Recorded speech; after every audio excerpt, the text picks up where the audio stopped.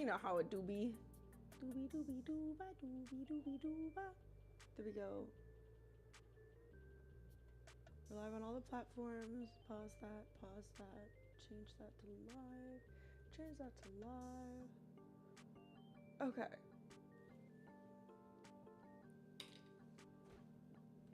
Why are my ears clogged? I think we're getting into allergy season. Excuse me. I have been sneezing up a storm. Oh shit, tomorrow is April Fool's. Fuck. I do have an April Fool's prank. I just don't think that I have enough time to make it happen on the Hack 5 channel. I mean, I probably do. In the reality of things, I probably do have enough time.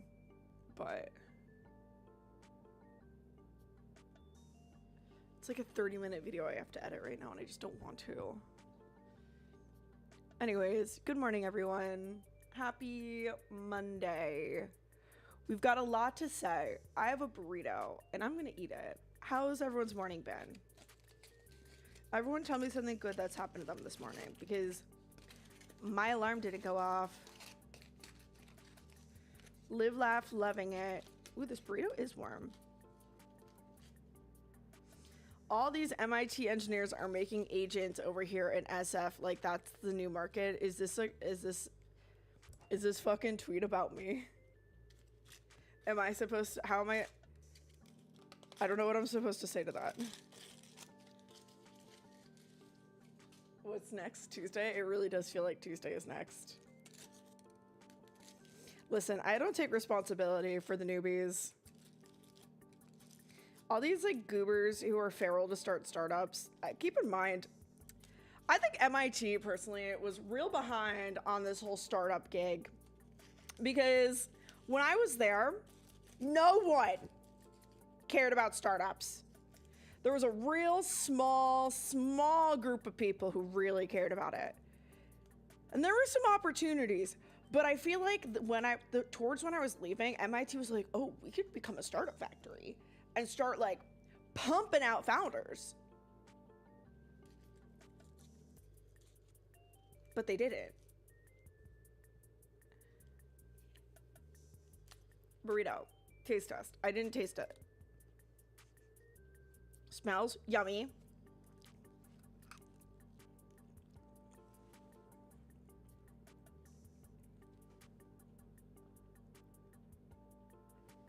It's a little spicy.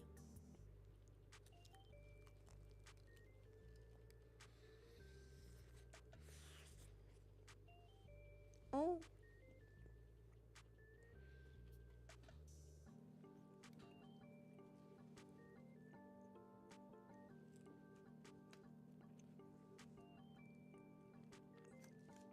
Is that shawarma? No.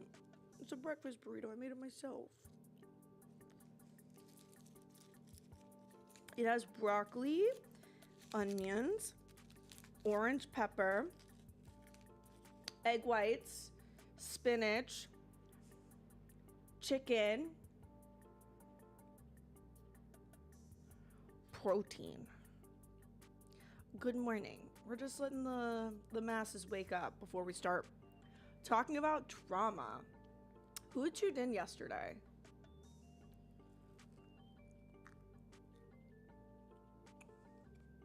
Who here joined my live stream yesterday? I know I kind of died this past week. I really did crash out this week, like hard. I was like sobbing all week. It was amazing.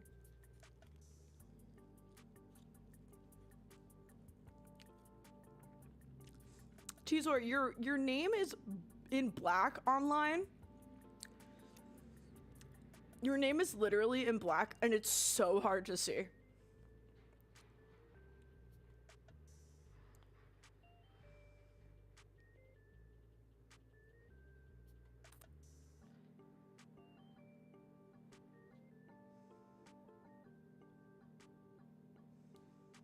This is true security. It's so hard to see, but I just zoom in and then I hover over your name.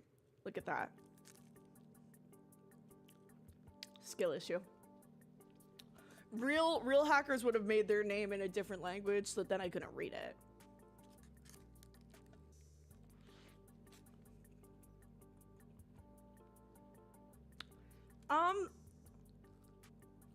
So, chat, what do we have today? On the agenda, we have, my burrito is steaming. We are gonna do a little Reddit review because I do want to talk more about this Reddit thread that I saw. We need to do cybersecurity news reporting as per usual. But we also need to think about our new bingo board for April. So I need y'all to start using those noodles to start cooking up bingo boards for April.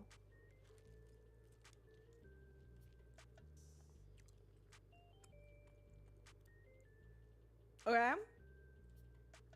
We need to start thinking of what we want on the bingo board for April. We're very close to bingo.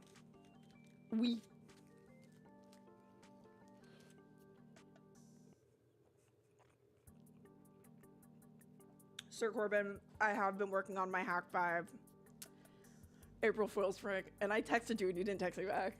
I texted you an image of it, and it's so stupid. It's so stupid.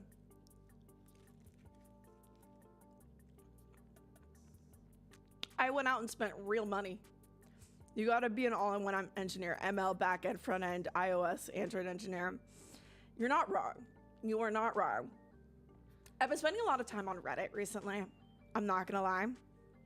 I only check Signal for war plans. Do you want me to add you to the Houthi PC small chat?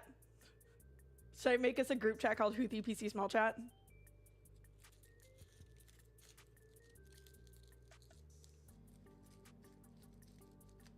Then there'll be war plans. I'm sorry, is content on the Hack 5 YouTube channel not war plans?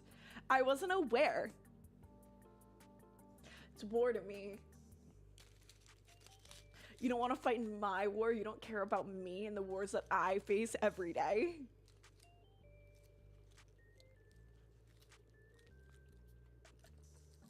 Every video I post on the Hack 5 YouTube channel, that's a battle in the war of content. So stupid.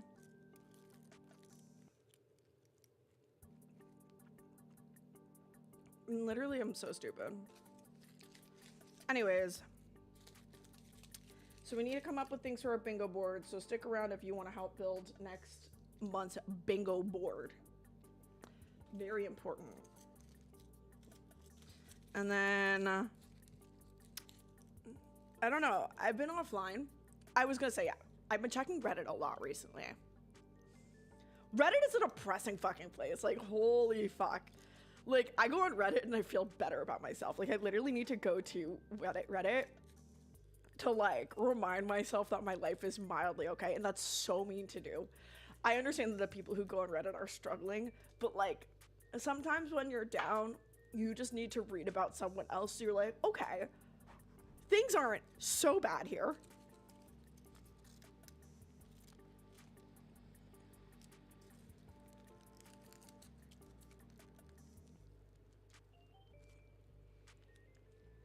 Is my life good?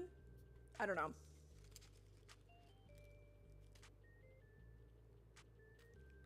I'd rather play in traffic. I go on Reddit to voice my feelings on r/low IQ people. What is this? What is r/low IQ people?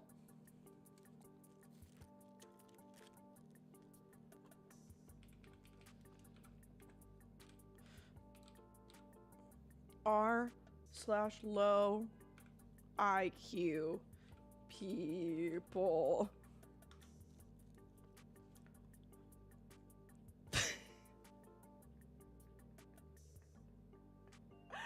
No, what is this? What is this? Does anyone else really like food? I do. I do.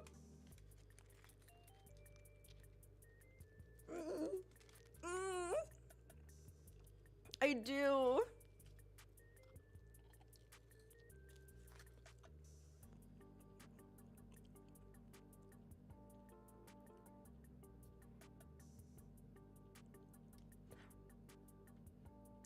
You guys aren't actually, no. What? No. I want to see what, I need to know the top of all time. Have faith, everyone.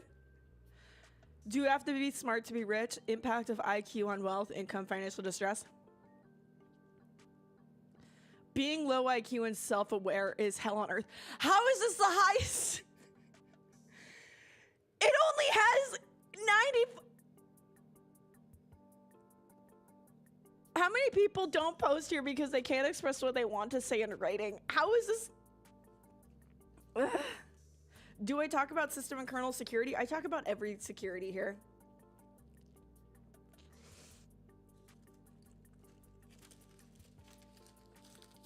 So, some of my favorite subreddits recently.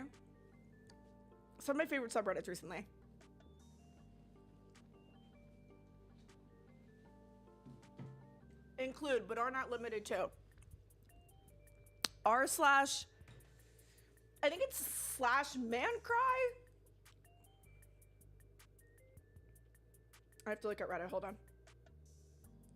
I'm not logged in on my computer.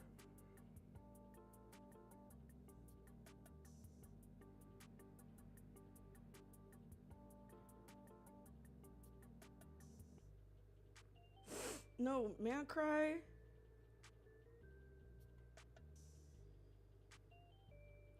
Okay, there is a subreddit dedicated to being a space for men to like cry, and I'm like, hell yeah, have healthy spaces on the internet where men can put their feelings. So I love going on there. I enjoy reading.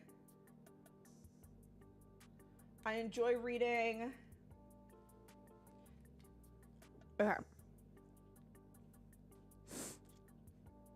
CS career questions. Leak code? r/leak code is crazy. You keep getting suggested that subreddit and I haven't cried since I came out of the womb. Listen, I think it's good for men to have a space on the internet where they can be vulnerable and sad. And if r/mancry is that spot for you, pop off, king. Pop off. But I'm gonna read. I'm gonna read it all up. I'm gonna go look at those man feelings, you know? r/leak code is insane. I go on r/leak code is going on there is actually crazy.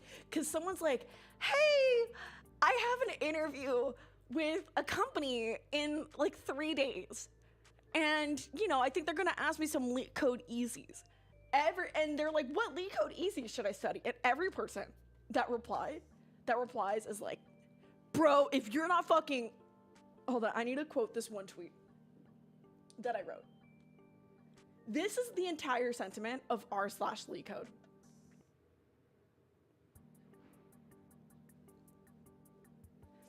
This is the entire sentiment of r/leak code. I tweeted this once. Someone will be like, hey, I have an interview with Meta in 3 days. I've only done 2 leak code problems my entire life. What should I study? And someone will jump in and reply, must be goated at leak code. If you don't know... Someone will jump in and reply, must be goated at leak code. If you do not literally masturbate to leak code DFS dynamic programming concepts, you're automatically underqualified. When you finish your technicals, you are expected to literally come because you are so Pavlov dogged to jizz when you hit the submit button. That is literally all of r/leak code. They're literally like, if you do not literally fucking get off to dynamic programming BFS searching every fucking night, if you do not look at the CLRS textbook and get an immediate hard-on, bro, you're cooked! You're fucking cooked! Thanks for considering when I go to Reddit. And then the things that these people will say, they'll be like, yeah, so, so I basically, I studied leak code for 1 year straight. I did 5 hours every day and I couldn't pass a single interview. What do I do? And then everyone comes in, they're like, yeah, you're not doing the right problems. Like, you're not studying hard enough. 5 hours only, you should be doing 10 hours. Like, why aren't you doing 10 hours of leak code daily? Like, what the fuck do you mean only 5 hours? You have a full-time job, get fucked. It is genuinely one of the saddest places on the internet. Next to r/CS career questions, this place is really sad because you will see some people in here talking about juniors. I'm in a bunch of these different coding career subreddits, and it is so sad because there will be people who come in and they'll be like, I've had 10 years of technical experience. I have worked government contracts. I have been through literal trenches. I taught myself how to program at 10 years old, and I worked my way up to director of engineering, and I can't get a job. It's been a year. I have seen people write about like, oh, I think I understand how people become homeless now. I've been trying to find a job for a year. It is so fucking depressing. And then I look, I'm really sorry, this is really mean, but I look at it and it makes me more grateful for my job. Like, genuinely, I'm so grateful to have the job that I have. As bad as it is, I won't be going homeless. Like, it's so bad. It is horrible. Like, it is not funny in any way to laugh at people's struggles, but it is actually crazy, the stories and the level of expertise that you see people write about on Reddit. And then you're like, you look at it and you're like, holy fuck, how did I get a job? Another subreddit I very much enjoyed is Women in Tech. And that's why we're here today. Dearly beloved, we gather here to say our goodbyes. We're going to talk about this thread. I pulled this thread up yesterday on stream, and I only yapped about it for like 5 seconds, but we got to yap. I got some Japanese to speak here, you know? Matcha. I'm sniffly. Why?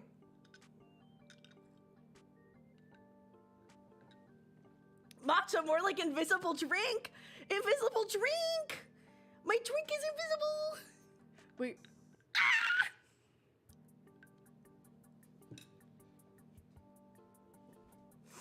Homelessness is the foundation of capitalism. Okay, doomer. Probably. Ugh. Okay. I would like to read this subreddit to you. Now, my Instagram, so this is from user efficient grape 3192. So I imagine this person was born on 3/1/92, or it's an RNG account. Throwaway? Are you a throwaway? What am I gonna see here? They own a Tesla. Instantly, you're on the Tesla account. Instantly, I can't care about you.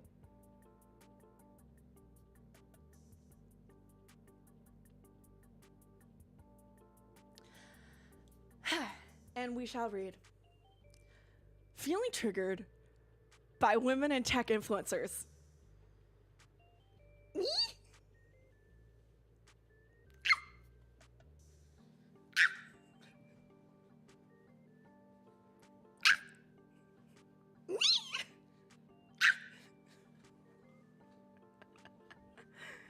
Do I bother you? To the people in chat, do I bother you? I thought this was a comedy stream. I remember in February, someone with a much larger Instagram following than me said I was educational. I spiraled. I fully down the drain.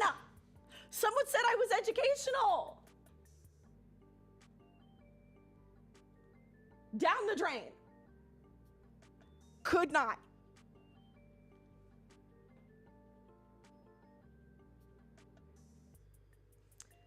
And we shall read. My Instagram has been pushing a bunch of ad and non-ad posts from many women in tech influencers lately. Every single one of them is extremely beautiful and stylish and either promotes boot camps, nothing wrong with boot camps, I went to a boot camp, but in the year of 2025, you will have a harder time than me many years ago finding a full-time job with a boot camp cert. 2, spreads tech misinformation such as AI can do everything and replace everyone. 3, shares all of the shiny benefits of working in tech, but none of them ever talk about detailed dive into any technology they promote, the fact that it takes years to become a good and solid engineer. There are tons and tons of discriminations against women in tech. And the fact that companies like Code Academy only collaborates with all of these beautiful women who dress in skirts and crop tops is so disheartening. Don't get me wrong, there's nothing wrong to dress whatever you like. Don't get me wrong, there's nothing wrong to dress whatever you want. Oh my God, I had the same issues reading this yesterday. I feel like I'm... Okay, I dress like that too, but I feel like these boot camps and women tech influencers create and promote the delusions that women engineers not only have to be savvy in tech, but also perfect in how we look.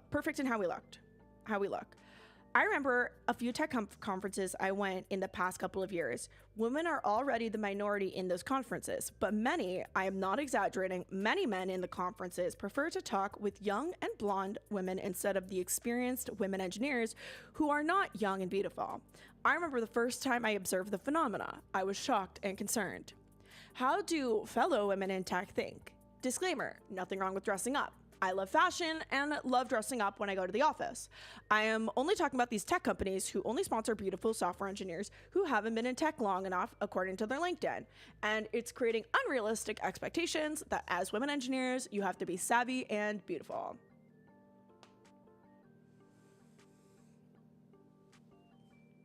The comments! Influencers create and promote the delusions. That this is one thing that everyone other than influencers or aspiring influencers can agree on. I have mixed feelings about female tech influencers after meeting a few. A friend of mine is a tech influencer, and she's very honest about some of the challenges she's faced in tech. On the other hand, I've also met influencers who, despite being very early in their career, use their platform to promote their paid services. I'm talking $100 to have them look over your resume. Interestingly, they're all PMs.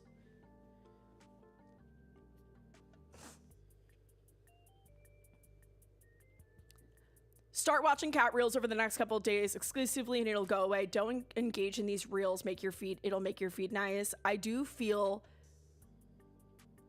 SM now is a super toxic place which sends too many confusing messages and I have to filter it out of my view. No trad wife stuff. I will not frolic in horse shit to make flour. No Dubai models, no boot camps. Cats and travel and more cats. I do get local restaurants, but that's mostly damn, that place is ruined now notification. Influencers never find decent local spot unless it's Instagrammable and I don't eat pictures. I think they meant IG. Echo this, I've successfully trained my algorithm to show me cats and severance memes. How to train your algorithm. This is also a correct approach. Also, don't spend more than 2 seconds on the reel, just scroll. Mine is now all cat and raccoons. They're talking about how they don't see it. The target audience for those types of videos is not us. They're not trying to appeal to other women in tech or women aspiring to be in tech. They're out to sell stuff to the male audience, using traditional feminine beauty appearance as the bait and promoting stuff like AI that seems shiny and exciting to a certain type of tech bro. The very baseline of being an influencer is to be performative. It's an act made to attract clicks and, as a result, make money from their sponsors. Don't look to these people as role models to follow if you want to be successful in tech. Block/hide, ignore, and move on.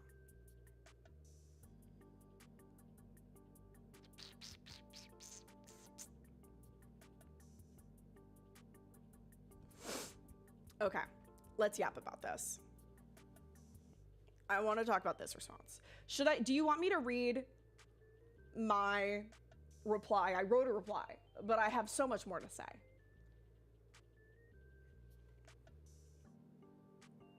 Mods ban Bunny Slayer 2K so he can socialize for a week. Should I read my reply?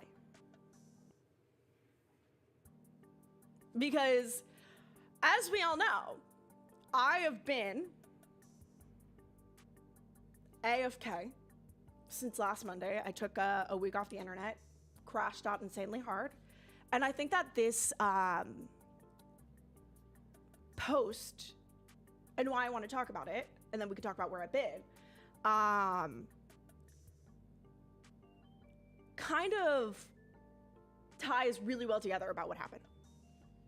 So I tuned in. I logged into my Reddit account.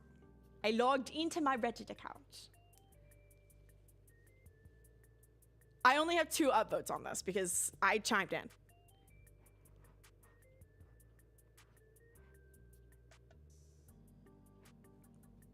This is me. How many votes do I have? Do I have any replies? No, just 2 upvotes. Hi. Chiming in as a tech content creator.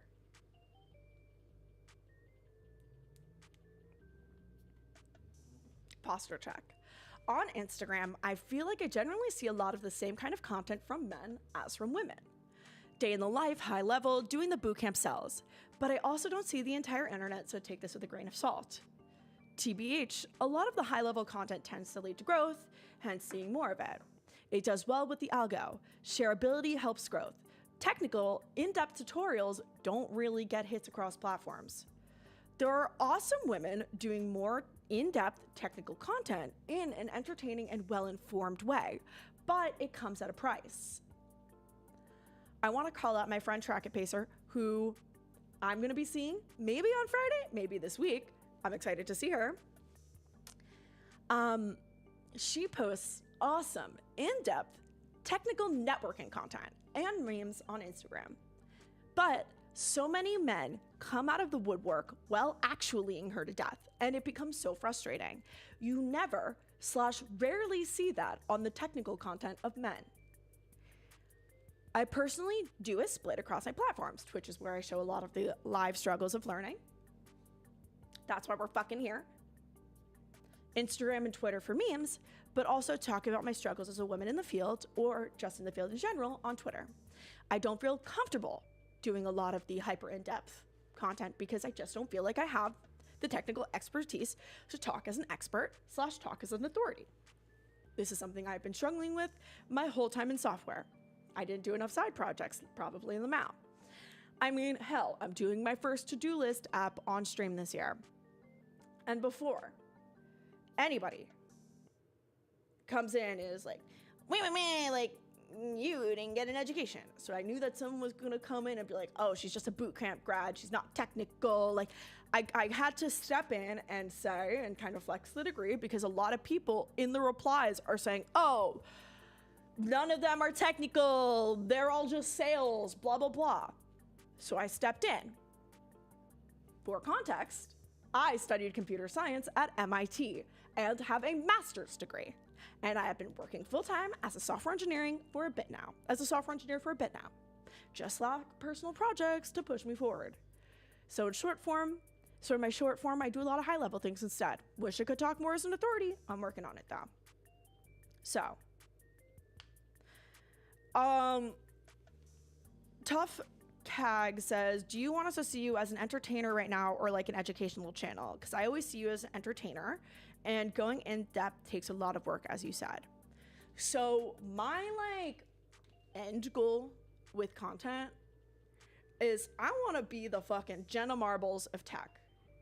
This has been my MO from day one. And a lot of these people who are tech influencers, tech content creators, you talk to them and then you find out they never go online. Ever go online. I do want an Italian Greyhound. But like, I've had conversations with technical content creators who just like who are not online. And I'm just like, they're like, yeah, I have to force myself to go online to think about content. I'm like, okay, so this is a business to you. No, this is not a business to me. This is my fucking life. Like, being online is my life. Like, I remember the exact location I was when I first learned about YouTube in 2007. I remember in 2013, 2014, looking up, how much money does Philip DeFranco make from ads, and how does he make money through content creation to support himself? I was doing this. I have been fascinated with content creators, the creator economy, however the fuck you want to call it. I have been obsessed with this shit. I have seen the internet grow and change in ways, and I like literally talk with creators, and I will talk creators' ears off about my hypotheses about where's content going, how to grow content, things like that, like X, Y, Z. My issue, I just don't post enough. I just don't post on platforms enough.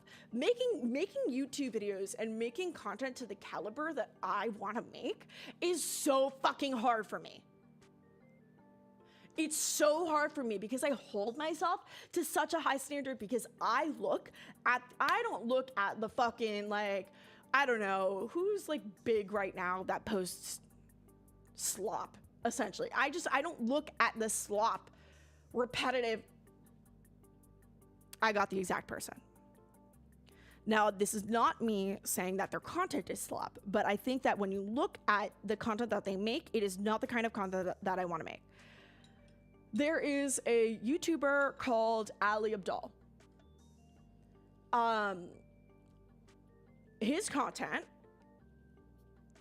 kind of, I feel like, was really OG of the content day in my life as X, productivities for Y, productivity tips for Y, like how to become a content creator in blank. I think that content does have great opportunities to grow. Then you have someone like Ryan Trahan, who's doing, I went to the most expensive and the cheapest airport in the world.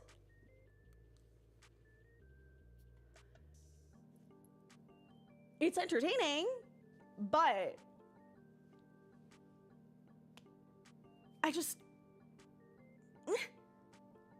I look back at the things that like Jenna Marbles did, and I look at that and I'm like, that was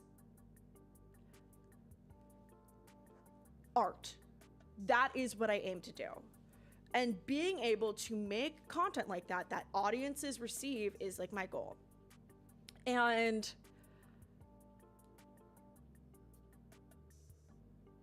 PDS is a great example of entertainment news, not just brain rot. Yes, it is.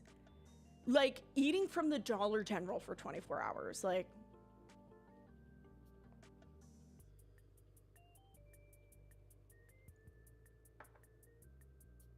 yeah, okay. I'm not creating slop to create slop. And so like, how do I do all of that? And this kind of gets to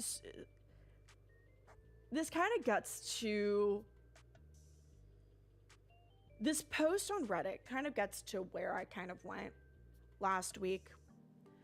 And I think that there is a weird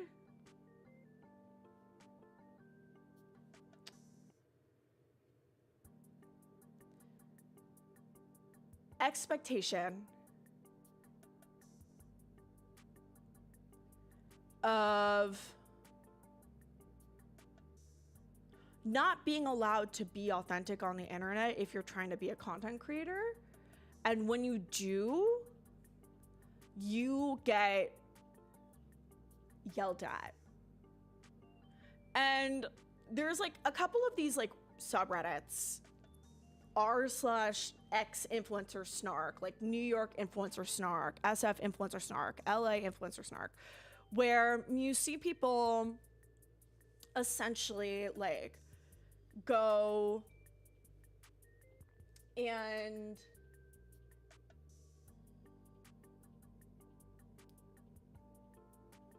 rag on these content creators. Yes, a lot of the time the content creators are, you're like, what? Like, why are you thinking that? Like sometimes the things that they complain about, just maybe don't put them online. Don't put them online. Like there was this one content creator on r/LA influencer snark recently that people were snarking on because she spent $6K on sushi because she booked for a $3K sushi night the wrong night, so she just took the sushi. Like, don't post that online. People are struggling to eat. Don't complain about how you spend $6K on sushi when you know that like 98% of your audience literally can't afford fucking eggs right now. Okay? Read the room, Sarah. I don't know if her name was Sarah.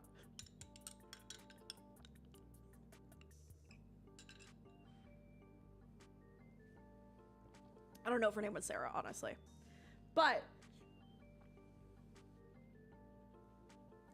I think that a lot of content creators have lost the love of content.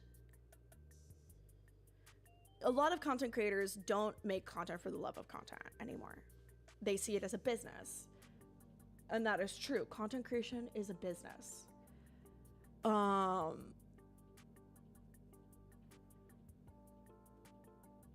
Content creation is a business in a way. And of course, you know, look at me. I've been on Twitch for 4 years now. I'm tired. I'm exhausted. I've basically have been sitting here apostolizing to the crowds the same sentiments for years without growth. And I've always, like, let's just get it straight. I will never take a boot camp sponsor. Asterisk. If they say $10,000 for one video, girl, I will come on here and let you know after I got $10,000 to make that one boot camp video. If you ever see me take a boot camp video, make a boot camp video, just know that was rent. Just know that was rent. Okay? Just know that was rent. What's wrong with boot camps? What's wrong with me? I just need you to think about this for a second. What's wrong with me promoting a boot camp? Where did I go to school? Why would I promote a boot camp?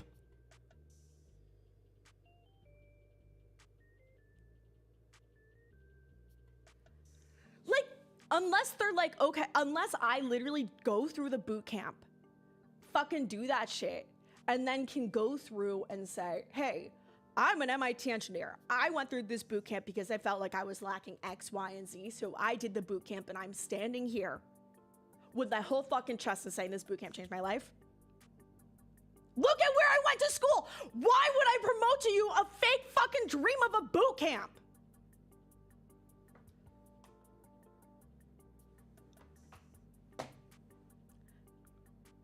Boot camps in the year of 2025 are a fucking scam.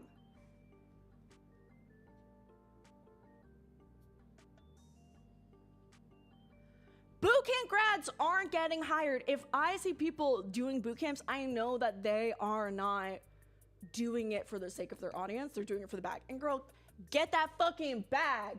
Get that fucking bag. Like, pop off. But why would, thank you so much for the gifted subs. Why would I promote a boot camp? I went to the best school in the world. Why would I promote a boot camp?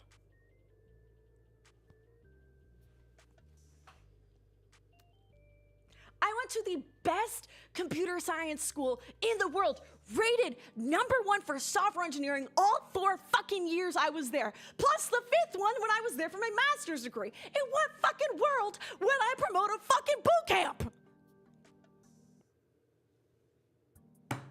Why is this woman yelling? Because I got feelings. I got things to say. And if you clicked on this account, get out if you don't like it. Where did I graduate from? MIT. I literally went to MIT. Girl, look. Girl. Where's the fucking bullshit ass?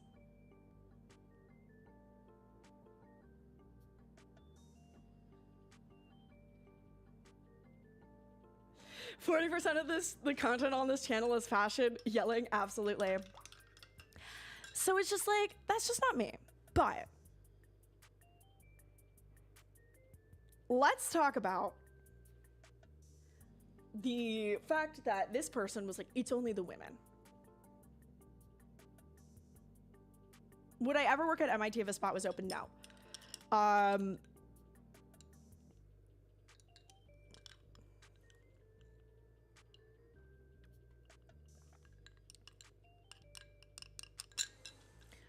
Let's talk about this men versus women thing.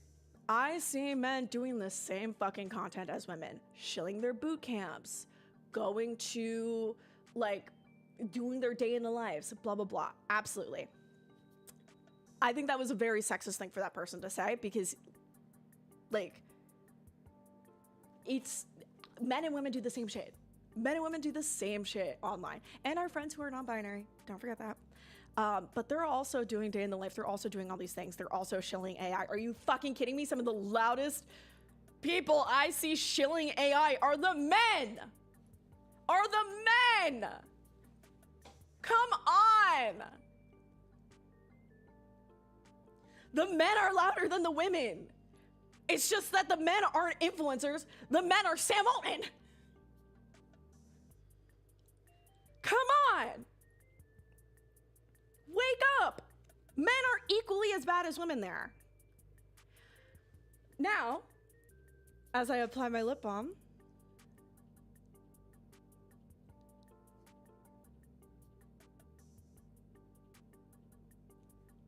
let's talk about the beauty standards of women in being software engineers and influencers.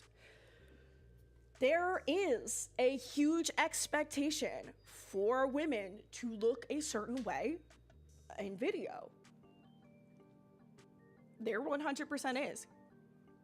And I think I do see a difference on the days where I do have my hair nice and I do put on mascara and I do my brows, things like that when I stream. So I make an effort. I cannot simply just turn on my camera and go. I know a lot of men who are live streamers who can just turn on their camera and go. Not me. Is my hair right? Is my face look right? Blah, blah, blah. I do feel that there's a pressure as a woman to be an attractive woman online. I mean, hell, how many times, and the OGs know this. OGs, how many times have you seen someone come in here and be like, oh, she looks tired. Did she get enough sleep? And I need to see those responses because we know that shit happens often in this channel because people do come in and they're like, oh, she looks so tired. Did she get enough sleep? Why do you look tired? I'm not wearing under eye makeup right now, by the way. But you know what I am getting?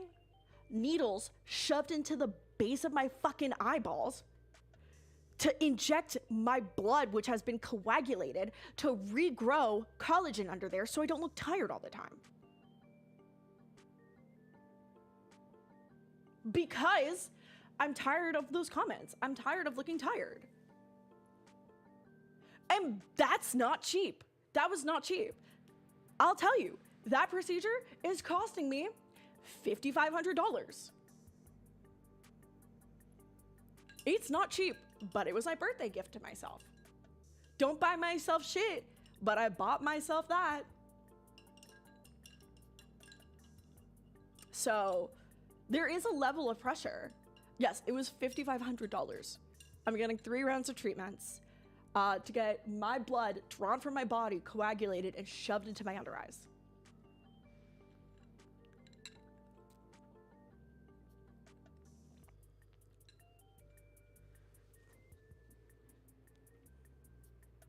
It's not cheap. And there is a level of expectation, and I think, let's just be real here. As we know, software is a mostly male-dominated industry, and men like to look at shiny things. And I say this to my friends, and I'll say this live right now. Know your fucking audience. Know your audience. If my audience is mostly men, lean into it. Business ploy. Call it a business play. Like, there's a reason why I feel like there's a stereotype of male creator, bald beard, likes whiskeys, barbecues, and JavaScript. Because men like whiskey, barbecue, and JavaScript. I feel like I can see like 30 male creators who are like bald with beard and like are literally like, it's like a stereotype to me.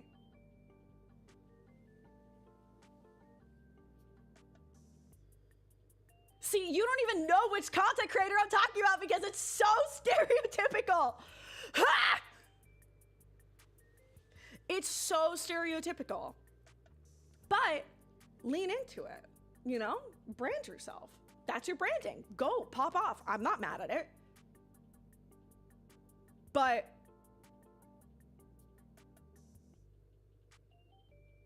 as a woman in the industry who's trying to make fun content, like one of Jenna Marbles' first viral videos, let's not forget, was how to pretend to be hot, whatever the fuck it's called. It's the same thing. Lean in. Fucking go for it. You know what your audience is, so I'm gonna lean in, you know? But also, as a woman, as a quote-unquote creative, I like fashion. I like beauty. I was following beauty and was obsessed with beauty.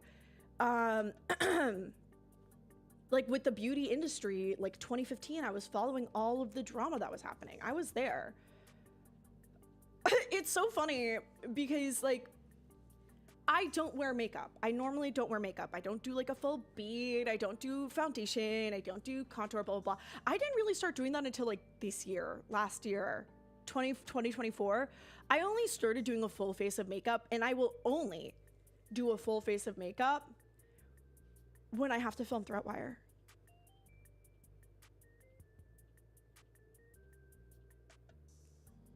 I dress like a fucking slug 98% of the time. Most of my clothing is like oversized. Like, I don't know. I'm literally dressed like my pant pockets can fit an iPad. I can fit an entire iPad in my pant pocket. I'm wearing big shirt, you know? But no, I'm not bragging about how much this is natural looks, and I will never brag about how my looks are natural. Because I'm also very, very, very open about the fact that I get procedures done. I've had procedures done. I've got my lips done. I've got my nose done. I get Botox. I get my under eyes done. I have a jaw implant. This is not natural. This is not natural. I was fucked before I got it. I was absolutely cooked. Fully cooked. Fully cooked before I got this. But I'm in the best shape of my life. My hair is beautiful. Thanks, I grew it myself out of my head. And also this is like, I need to wash my hair today. But I will tell anyone, if you want to know about my procedures, I yap about it, because I think that like hiding this sort of stuff isn't fair. I know that I'm not natural. Girl, this nose, That's not organic. This is not organic. These, you're going to see those gone in the next month. I'm getting Botox soon. Watch it. But I think that there's a level of like lean in some people do. And like I do. Do I ever worry someday that I will melt? No.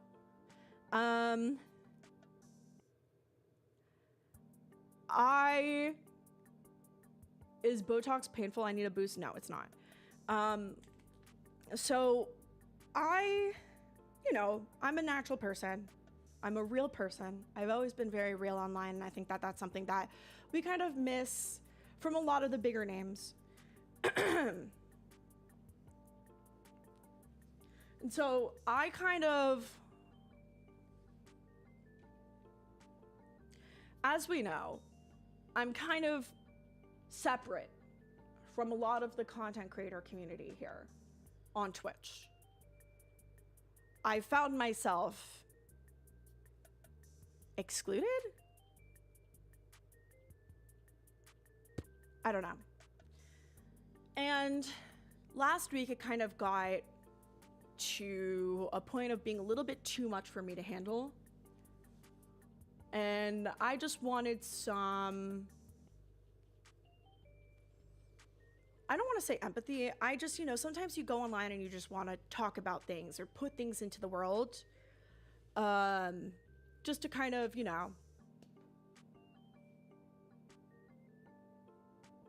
let people know where you are. Do a check-in, Sometimes you should check in and like let people know how you're doing, where things are, what's going on with you.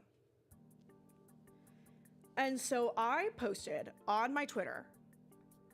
I'm human. I'm natural. I got a vent. I posted on Twitter. Hold on. And I'm going to be talking about people on this platform. I don't care.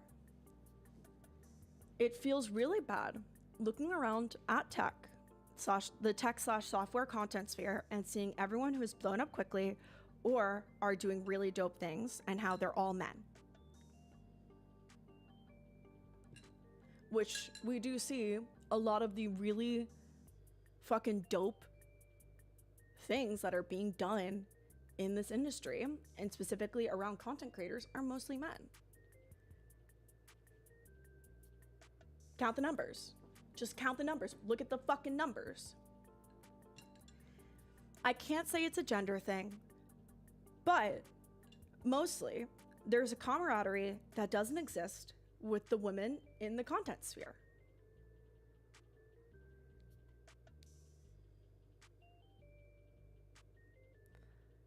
I feel like sometimes I'm the only live coding girl on Twitch who is trying to go for something bigger across all the platforms. I've seen women come and go in the scene, but I found myself being the most consistent. Maybe I'm just not seeing everyone, but I haven't seen anyone else. I'm usually the first to be excited to see when women who are larger than me come up on Twitch. And I walked through the top 120 English streamers over the past 30 days on Solino. 20 are femme presenting people. 15 of them are game devs. 5 do software engineering. 2 occasionally cross-post onto other socials for growth. And then there's me, where I cross-post onto Instagram, regularly make content on YouTube, post on Twitter, LinkedIn, make content. And it feels like no one is doing what I am doing. And I am alone with that. Talking about the camaraderie. It's really awesome to see what the Tech Bros Podcast Network, which is TBPN on Twitter, and their huge explosion. But I get curious how they were able to grow so fast. If you haven't seen this on Twitter, basically the Tech Bros News Podcast Network, basically the entrepreneur in residence for some major S tier, like top tier fund, and his homie started a podcast Clearly, they were able to get a lot of money behind it because the production value is just so fantastic. The names, it started like in the past 2 months, and they are getting major CEOs to come onto this network. I mean, being an I think the person was like EIN at Sequoia or A16Z. I think it may have been A16Z. So like obviously having the A16Z connections is really, really big. But I get curious how they were able to grow so fast. Clearly, they had the financials to do everything right. Editors, producers, and the like. They clearly, I'm sorry, but those guys are clearly not running their socials. They literally already have producers. Like, there's like a guy who tweets and is like, oh, we're gonna have this person on. They have a producer. They have a full-time producer. They, starting from zero, hired a full-time producer to produce their podcast. You can't just do that. You need to have money to do that. That is a full-time job. But there is that two homies who are willing to invest into this thing to make it happen, and we're going to fucking do this. Energy. They did that. They did that.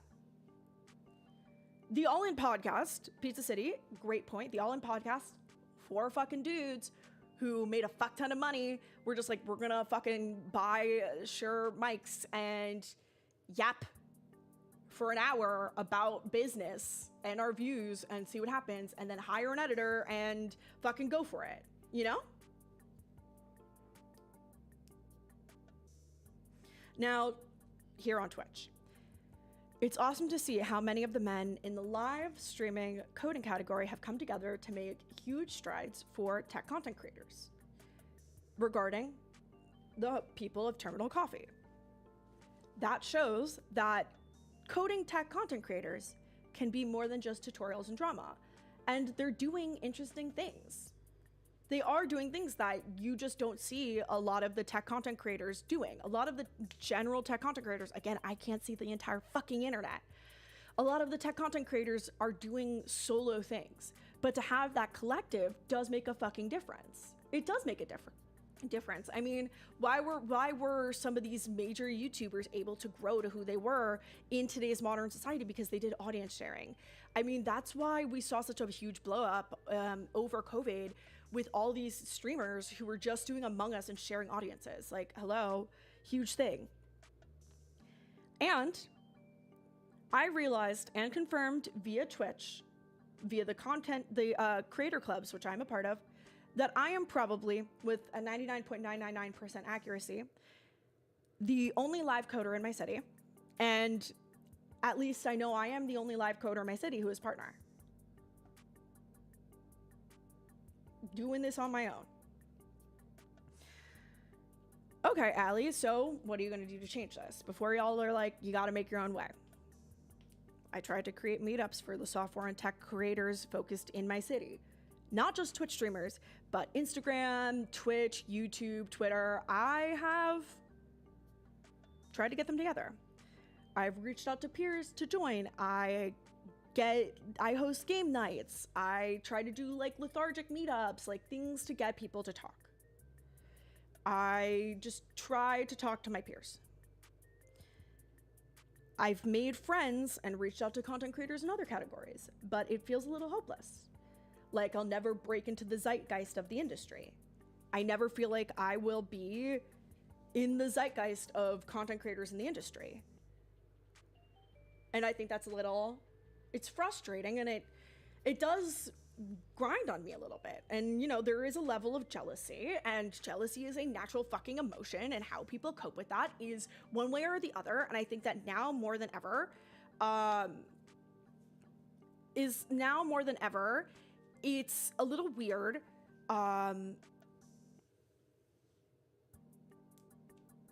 Having natural thoughts and having thoughts and emotions about something is allowed.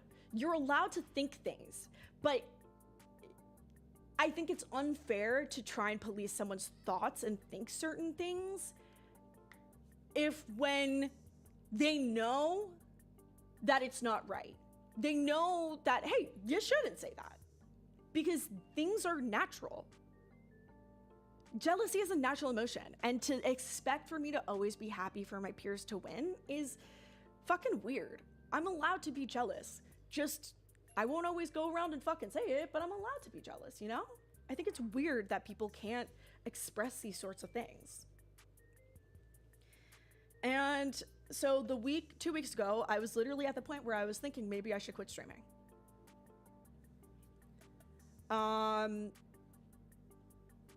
And I don't really know how to take myself to the next level. I was thinking maybe like a content mentor or something. I don't really know. But I'm just tired. So thank you for listening.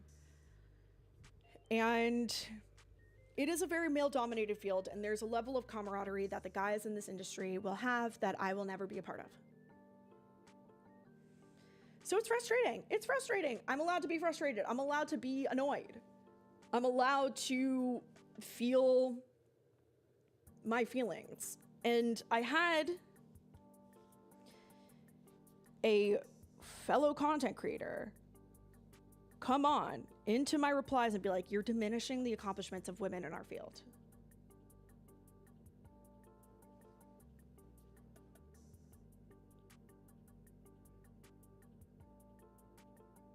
Excuse me?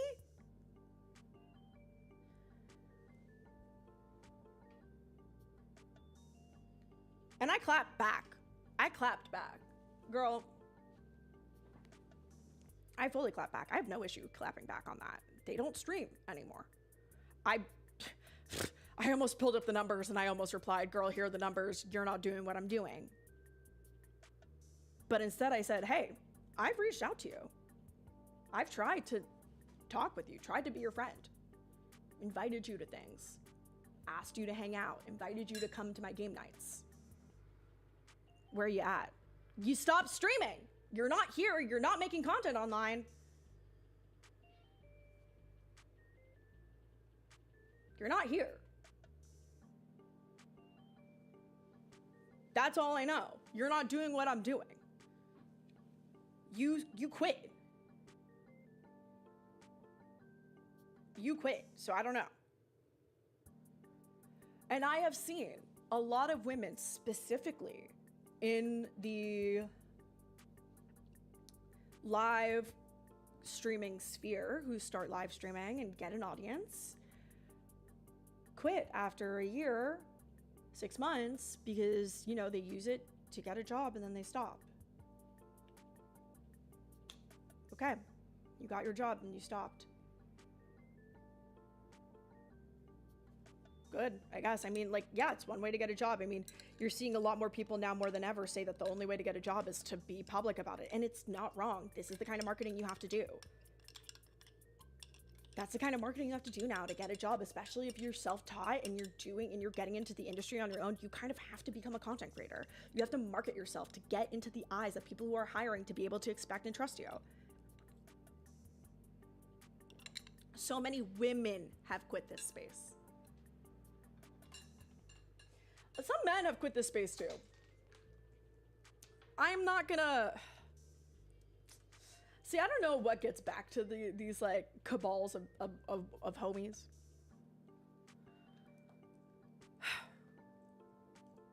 I don't know what gets back to the cabals of the men in this category, but I remember there's this one guy who was like streaming at Ass Crack AM and promised to give away a MacBook Pro, but the odds of giving away the MacBook Pros was like 0.0000001% chance, and that obviously having those recurring viewers like clearly was a huge incentive for people to stay in and watch, because, you know, if there's an opportunity to win a MacBook Pro, you're gonna fucking stick around.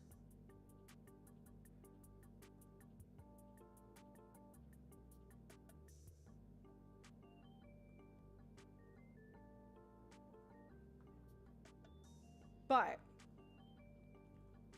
all I'm saying is that I feel very alone. I'm not really sure how to get out of this zeitgeist. So I've started posting on Shorts more. A fair bit of women in tech that stream only do non-tech streams. Exactly. A fair bit of women in tech who stream do non-tech streams. Yes, Janet does stream. Listen, I love the work that Janet is doing, but I think that Janet and I have different goals.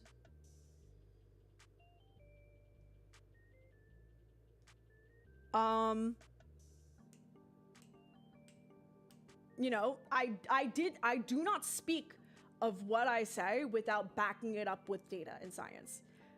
I fucking make comedy on Instagram. I post on YouTube on a regular basis. I'm on Twitter, tweeting, going viral, thinking about these sorts of things.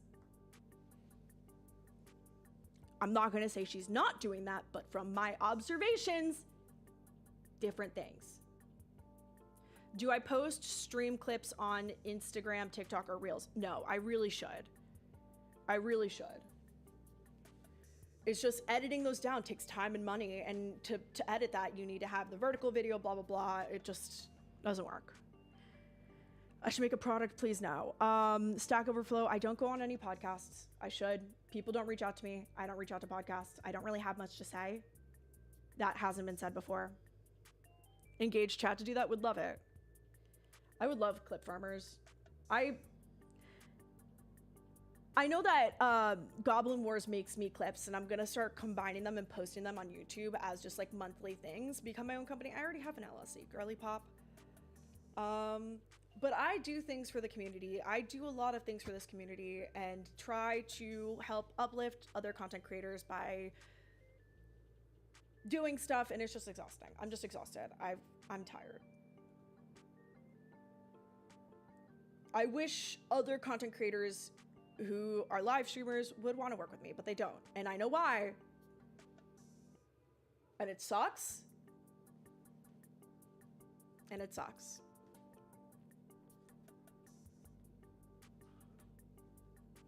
But anyways, thanks for coming to my TED Talk where I yapped about my feelings for an hour, a literal hour where I complained.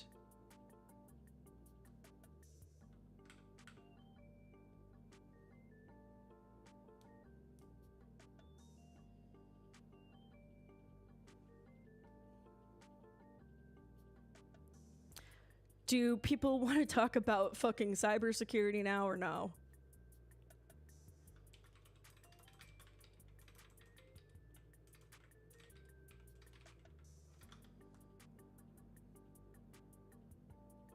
Sometimes I got a vent. Exactly. Listen, as I said, I try to keep it fucking real as shit on this stream, you know? I really do try to keep it real here. And so I wanted to tell you how I was feeling, the frustrations I'm experiencing, things like that. Thank you so much for tuning in.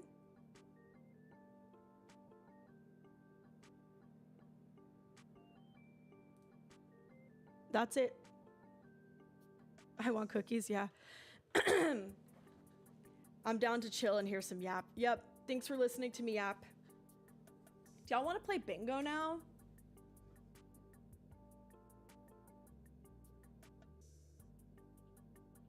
But yeah, that's why I literally went offline for like a week and I basically like holed into Reddit.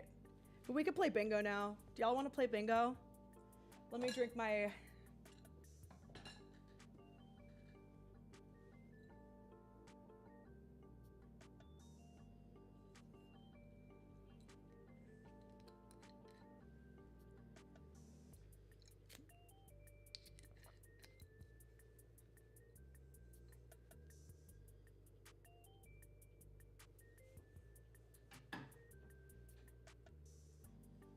Moonshine this early? Absolutely.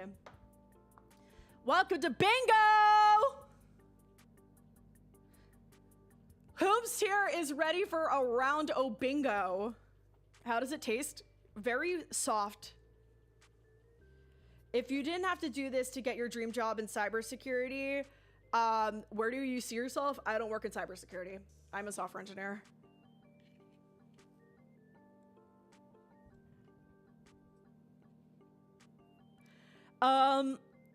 This is what we have on the bingo board. Quitting while you are on a rise. I'm not in my rise era, bro. I wish I was. I'm like plateauing right now. One shot every time I get something on the board. Chill. Shot of water. I'll take a shot of water. So here's what we have for the rest of, we have just today through this phase is a test for content creators. Water. Yeah. This is what we have for today. And then we need to come up with our April bingo board.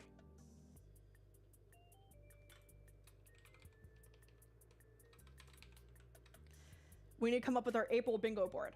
Okay. So this is what we have. What's happened in cybersecurity this week? What's the tea? What's going down? I don't know what's going on. Do I have anything? Do we have anything that's going on? Let's check the Reddit. I haven't been online in the reality of things. Let's see. Sun out here carrying the team.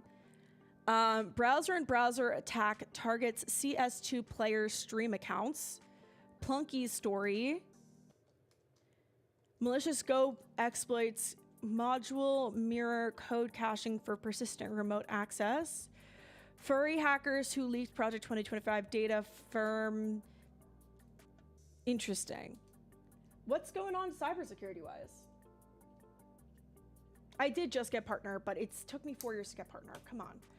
They're like, let's just be real. Like, Janet got partner in like less than a year of streaming. But I also realized that I would have gotten partner faster if I had streamed in the morning, you know?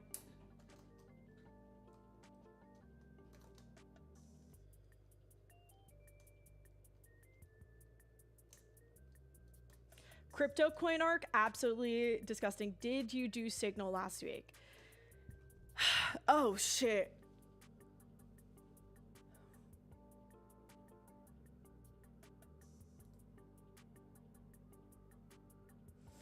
Did I cover the Signal story last week? No. Do I want to cover the Signal story? No. No. I really don't want to. It's just because, like, every time I cover something like remotely political, especially the government has been using Signal. Girly pops. Girly pops. I knew this.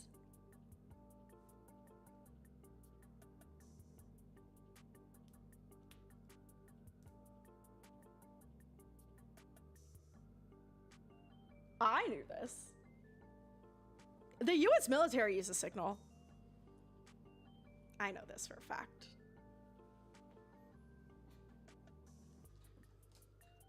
I know this for a fact. The US military uses Signal to communicate. But like in a casual way. Isn't Signal pretty secure though it's end-to-end encrypted?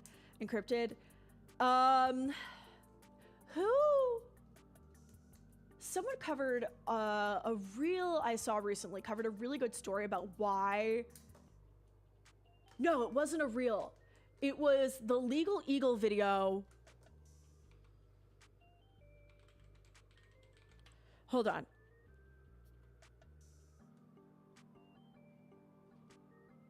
The Legal Eagle video about this.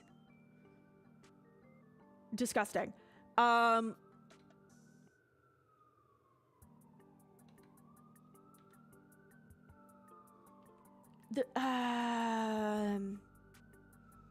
They spoke to someone, and I didn't process it fully, about the security risks of doing where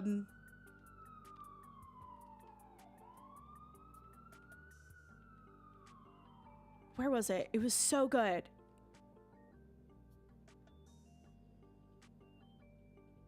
Of why Signal. Okay. Let me see if I can get this here. To use Signal. In fact, just last month, an email went out to every person in the DoD saying, don't use Signal. Signal has vulnerabilities. It is probably the most secure thing that we on the outside can use, but it's not secure enough for war plans. And so they should have known better than to use Signal, because at least Pete Hegseth received an email saying that he should have known better. We've talked previously about Hillary's emails. Can you give us a quick refresh of that situation and how it compares to this one? So Hillary Clinton had a private email. It's called clintonemail.com domain. And when she was Secretary of State, she stored emails from this. She received emails at this domain. And it was in a private server that was in her house. I believe it was in the basement. There was some to do about this. People were asking, but what about her emails? What was the part they talked about? If not done so for one of my clients. And into the open was heavily investigated. For all that there is still some things that Perry Planet 20 years we have on our dime. What's the point of is so you have to know. Safoya-ing. Okay, maybe it wasn't this. God, someone published a really good technical reason about it. And so again, the security of texts and signals, like literal signals, are outside of my understanding. But if I remember correctly, some of the people who were receiving messages, now I'm gonna need a security expert to tune in here. Some of the people who were receiving messages via this signal were in Moscow as those messages were being sent here, specifically on Signal. We're not diving into skiffs. Some of the people who received the text messages, I'm going to start saying signals versus Signal Messenger. Some of the people who were receiving the Signal Messenger chats were in Moscow. And being in Moscow, you are connecting to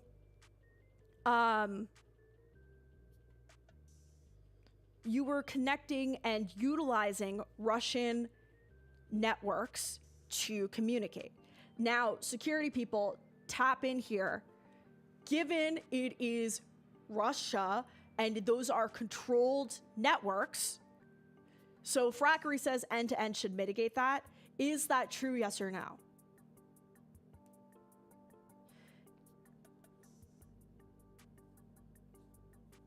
Yes, so unless they know how to decrypt it. True.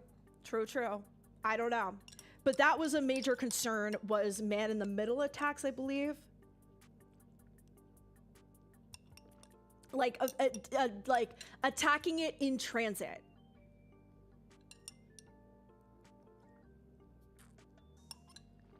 Talking Sasquatch out here. I think they were just talking about the in-transit attacks, so his phone could be compromised. Exactly. End-to-end should mitigate against passive attacks, though there could be active attacks. Exactly. And that's what people were concerned about. Also, being in... Another great example. First of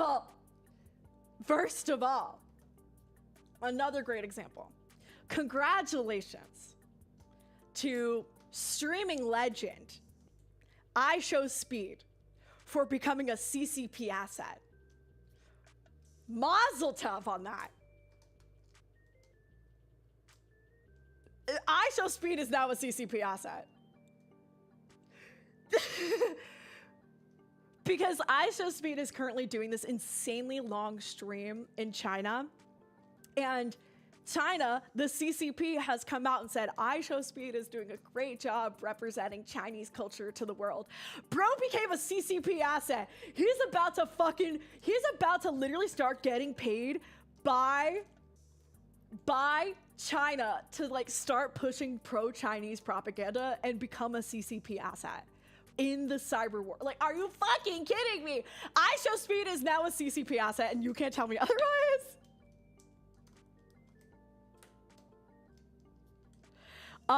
Even if the networks think the signal messages are going over Russian networks, it's still secure because of the cryptography signal uses. True. Graham, thank you so much for tapping in. Social credit score plus 15 for iShowSpeed.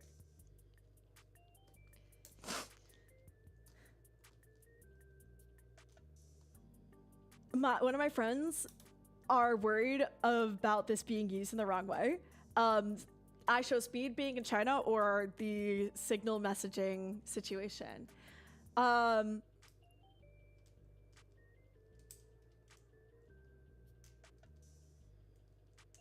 just saying, congrats to iShowSpeed for becoming a CCP asset. That's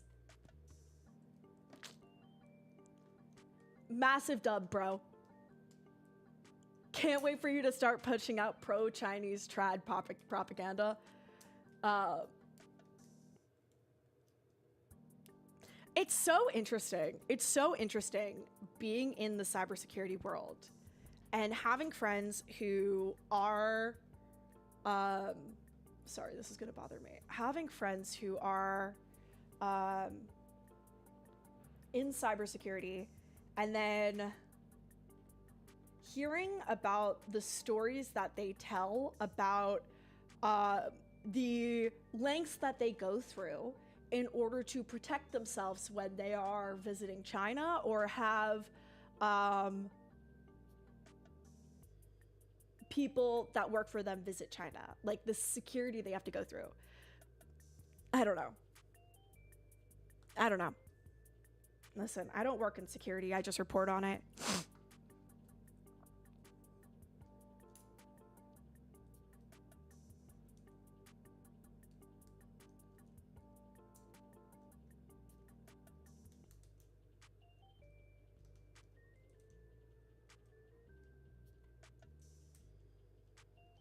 How long before iShowSpeed has opinions about Taiwan and the Russia-Ukraine?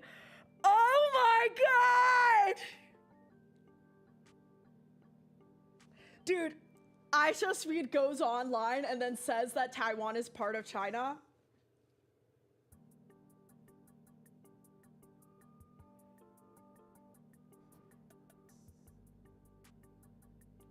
Graham has stories for offline.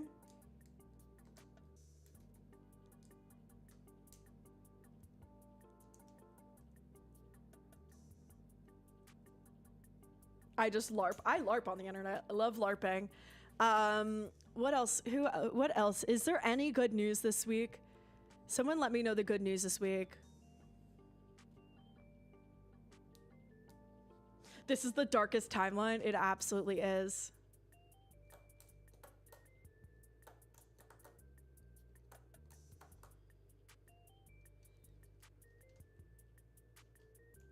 Security shop pawns ransomware gang passes insider info to authorities. Speedcoin. Does anyone use the stories? Signal has stories?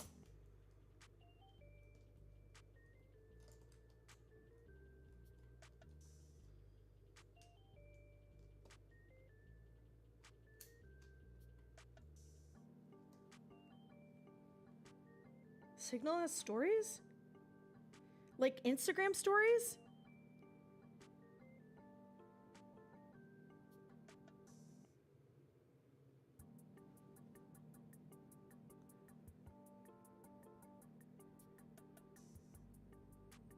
Since when?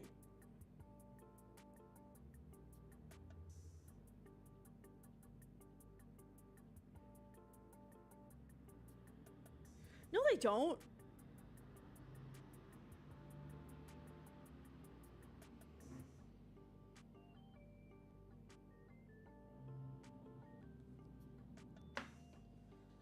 I'm moving to simple chat, yeah. Fuck it. Delete Signal.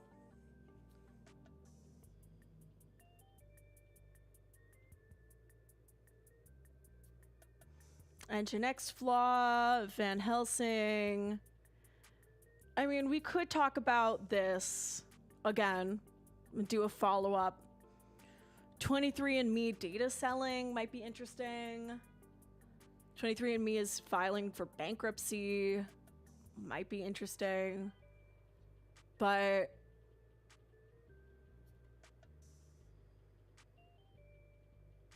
I just don't know if there's anything interesting that happened. I think quite quickly after WhatsApp got them, since WhatsApp stories did not use end-to-end encryption. Oh, I don't see Signal. I don't see the option to make a story on my Signal.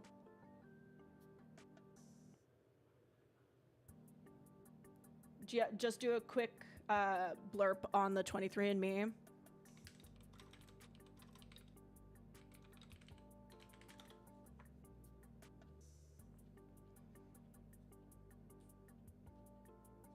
Yeah, I think this would be like a good thing to cover just to make sure that, you know, we're smart. Who said, hey, Allie, look at this?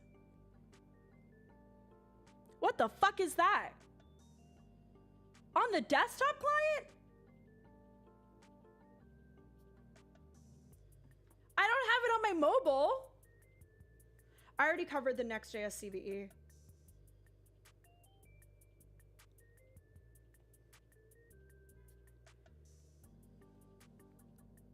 I only have 2. This is so hard.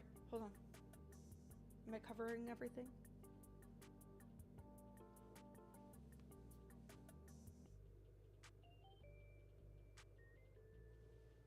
I don't have it on my mobile.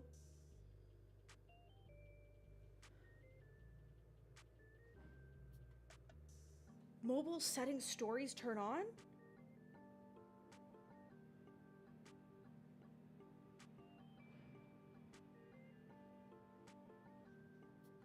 Oh.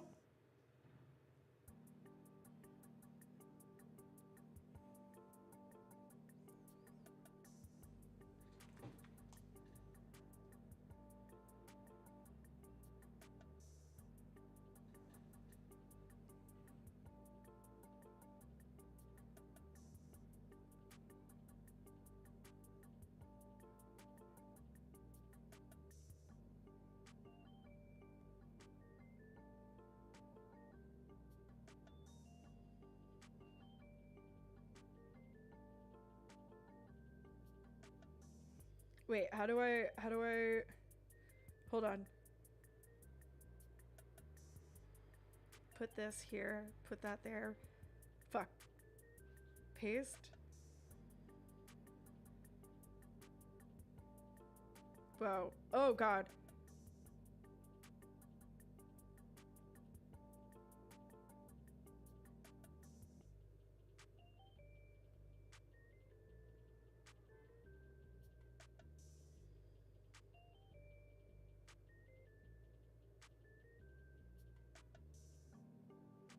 Okay. I just used signal stories. I just used signal stories. Okay. My life. That was wild. I made a signal story. Thank you.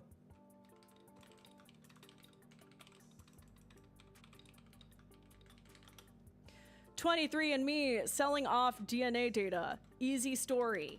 Done. Next." What else should we cover?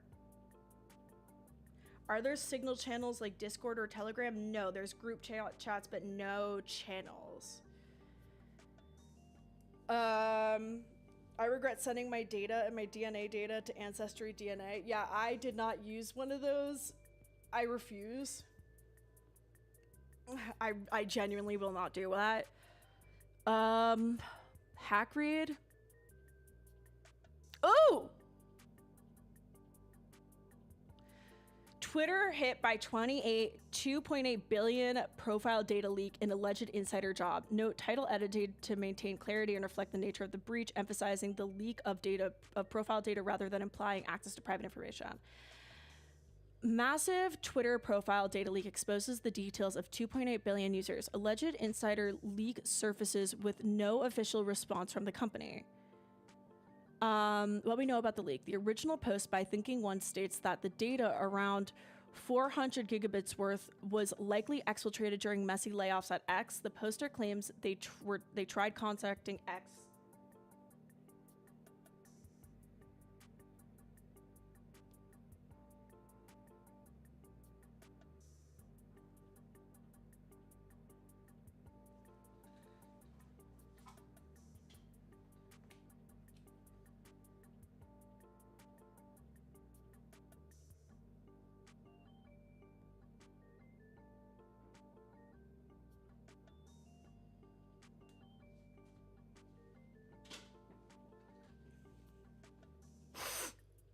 They took matters into their own hands and decided to merge the newly leaked data with another infamous breach from January 2023.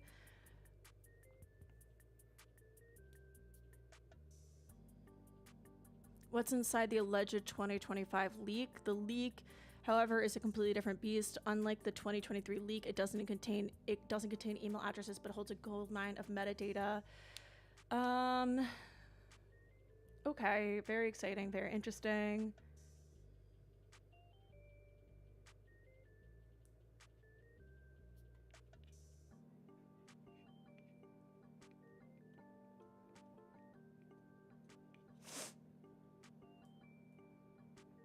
SquareX discloses browser native ransomware that puts millions at risk. New morphing Meerkat. From WannaCry to the MGM Resort attacks, ransomware remains. Ransomware attacks, blah, blah, blah. SquareX has been disclosing major vulnerabilities like polymorphic extension and browser sinjacking, is now issuing a strong warning against the emergence of browser native ransomware. Unlike traditional ransomware, browser native ransomware requires no file download, rendering them completely undetectable by endpoints, by EDRs.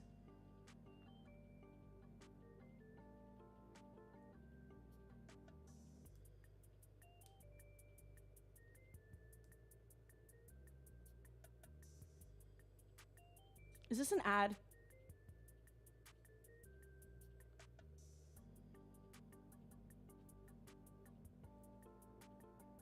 What are my thoughts on the Ghibli AI images?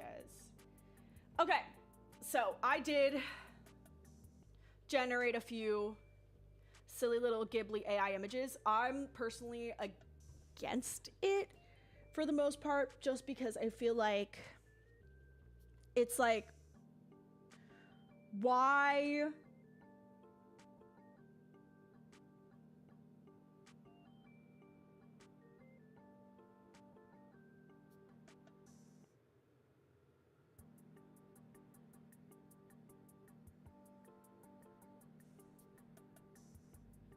It makes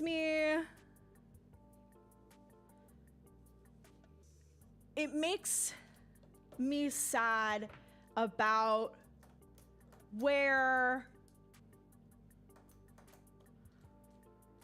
Studio Ghibli spent so long creating and animating beautiful scenes, and that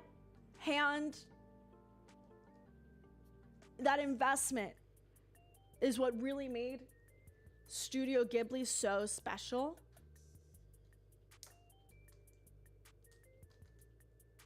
And it makes me sad to see that get co-opted like this. Now, I am not an expert on many things. I know that about myself. But I also know that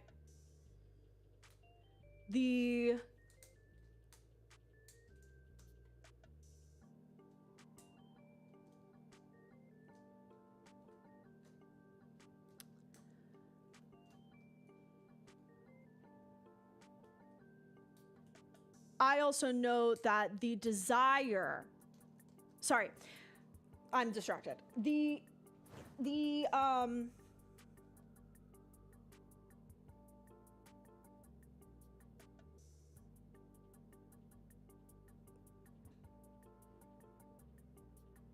Focus.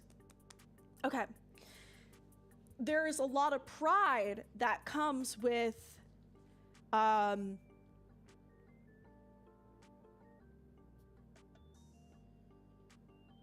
I don't want to sound like stereotypical, but like there is a level of artistry and the mastery of artistry that I personally have observed being very well regarded and very well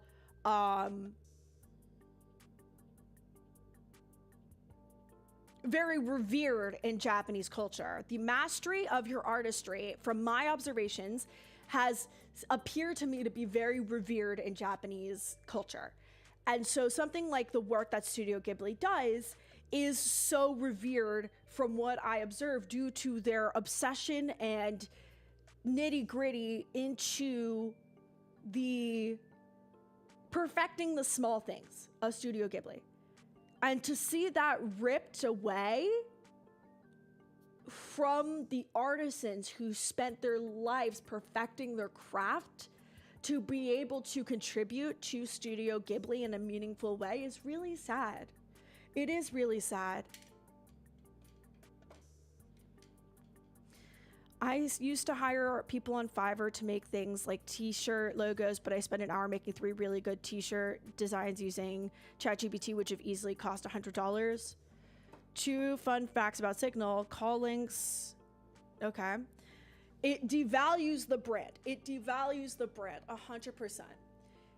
And it must be frustrating as a Studio Ghibli creative to see your life's purpose, everything you worked for in life, be knocked off in 5 seconds by a computer that was trained against your work illegally. I want to get a scrunchie.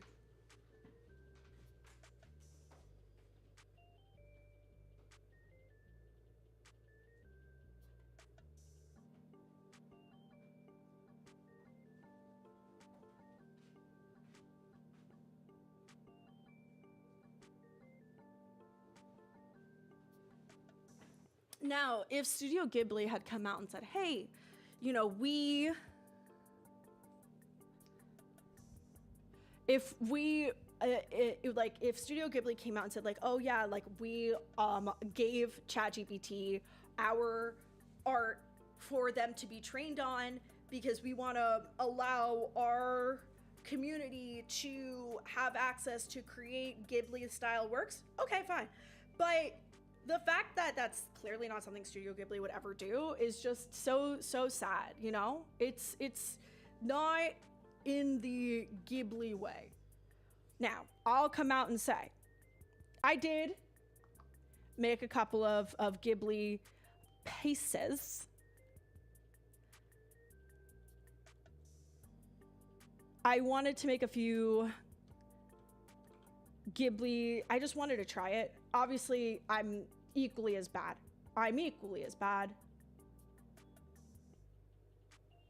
I did the thing.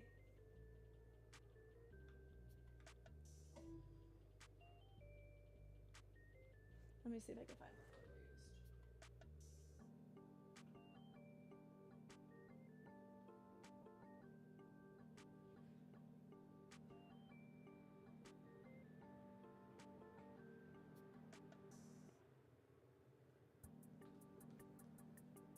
I did generate a few Ghibli pieces because I just wanted to know what Brewski looked like as a Ghibli character.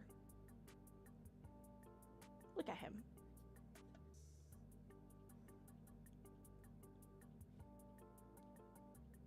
Look at Brewski.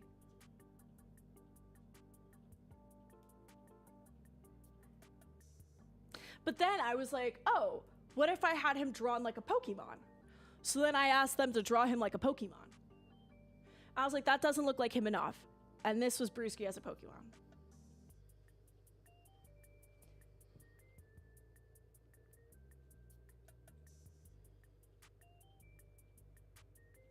I just wanted to know what Brewski would look like as a Pokemon. Now, would I do this for, say I was giving a gift to someone and I wanted them to be recreated as that? No, I would never. I would find an artist, I'd pay the artist and have them put in the time.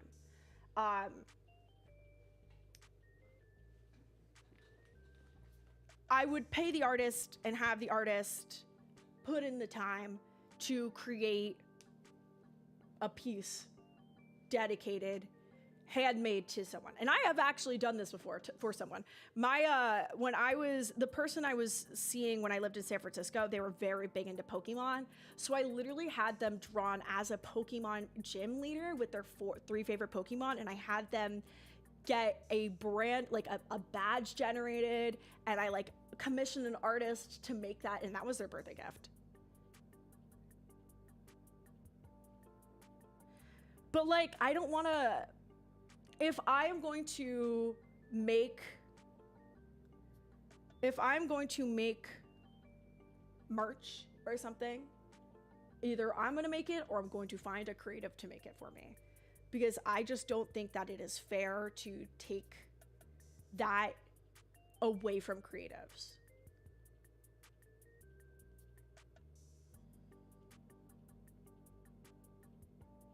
He was a full-grown adult playing Pokemon? Yeah. You got a problem with that? Sounds like you have no fun in your life.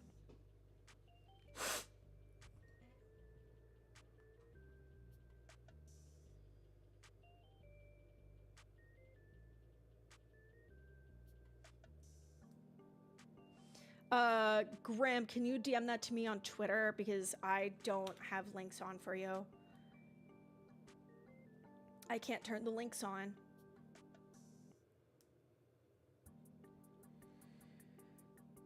No fun is the norm.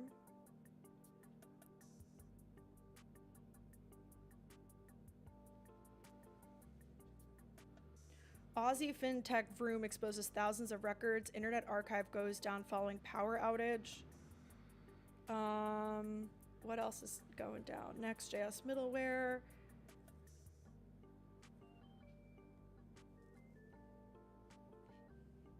Hackers are using .NET, pen testing services, blah, blah, blah.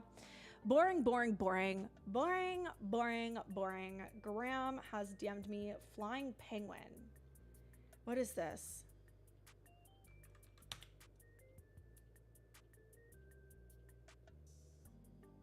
When major cloud provider faces breach allegations, the response method and style of the people in charge matters most, more than last week when Rose posted on breach forums that they had compromised Oracle Cloud's login servers and exfiltrated approximately 6 million records.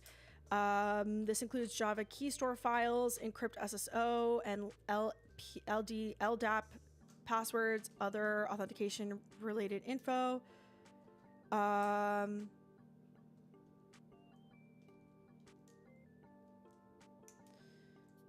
Exposed national security breach facts. A cybersecurity firm, CloudSeeks, tells us they've a different story. Proof of access.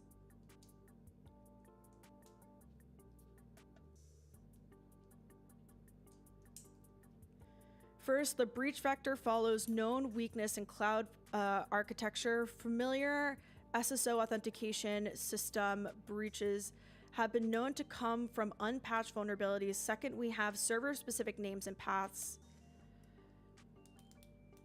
I don't really cover a lot of data leaks anymore like this. There's just so many of them that it's just not...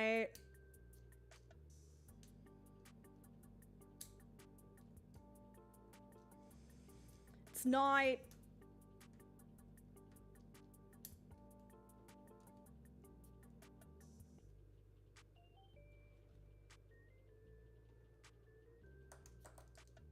The interesting part is that Oracle said there was no breach.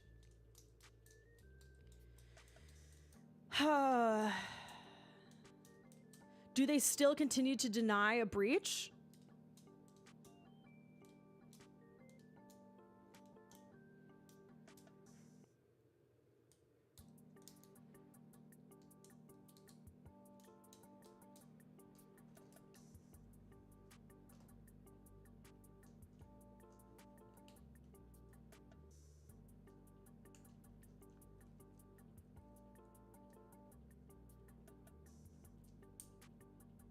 When asked how they breached the servers, threat actors said that all of Oracle Cloud used vulnerable version with a public CVE that does not currently have a public POC or XSplit. Bleeping Computer cannot independently verify. Bleeping Computer has reached out.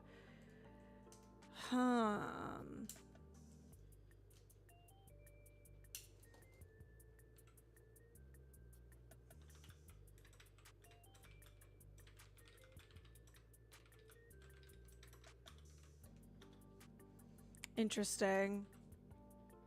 Yeah, I guess the premise of this story would be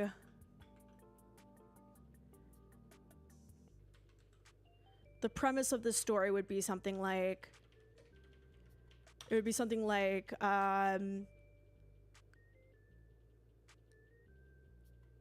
if you're the premise of the story would be like intro, excuse me, I should say the way...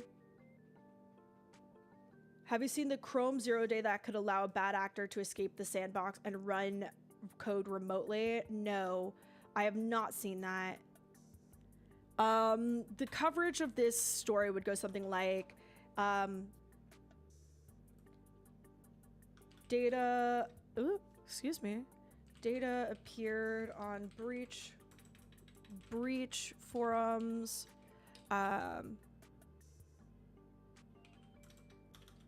if you're, the ending would be like, if you're an Oracle Cloud user and worried, you may be at risk. So out of an abundance of caution, definitely consider rotating your passwords, like something like that. It would literally be this. Data, so it would be like, data appeared on breach forums, reported to Oracle, quote, Oracle response. If you're a user, do you think, something like that. The denial of the breach is the interesting part, yeah. Have you seen the Chrome 0-day that could...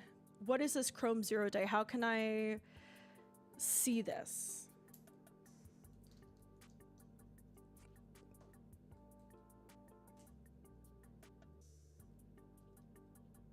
Oracle Cloud isn't any old company. It is pretty much any old company. I mean, any data breach at this rate is just kind of snooze McGee's.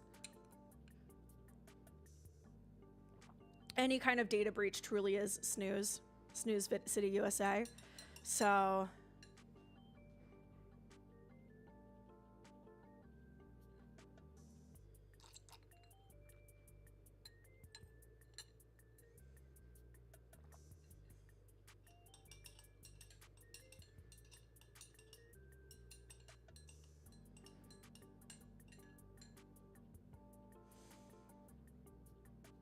truly is snooze magoo's.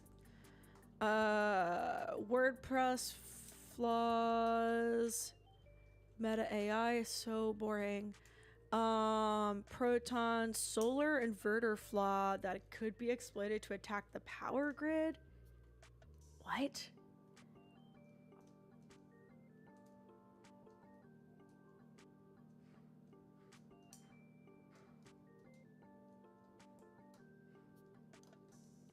Yeah, I saw that Microsoft... Oh! Stream Elements discloses third-party data breach after hackers leak data. I love how when you go on breach forums, they're all like anime profile girlies.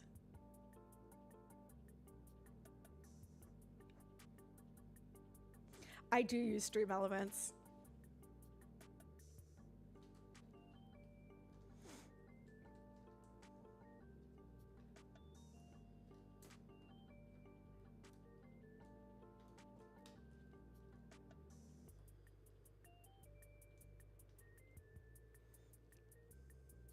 Seconds later, they provided that information, including my name, address, postal code, phone number, and emailed the same hacker that claimed they breached a Stream Elements employee via InfoStealer, which allowed it to take over an internal account. I thought you were switching to OBS. Stream Elements and OBS are two separate things.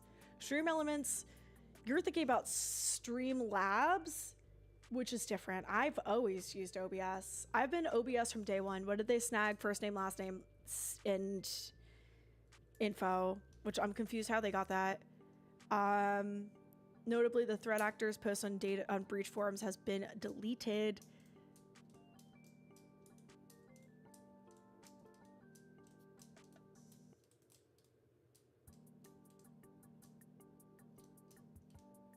I avoid both. OBS is a CPU hog. Well, I don't use OBS on my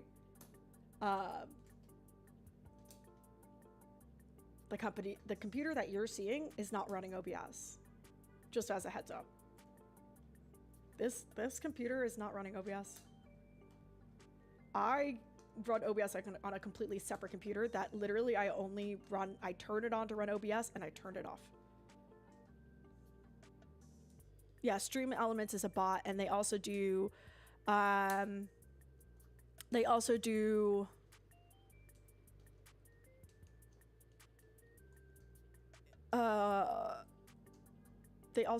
stuff with, yes, you donate through Stream Elements. They also do sponsoring stuff. I actually get all my Stream Elements donations through PayPal, which I do through an LLC.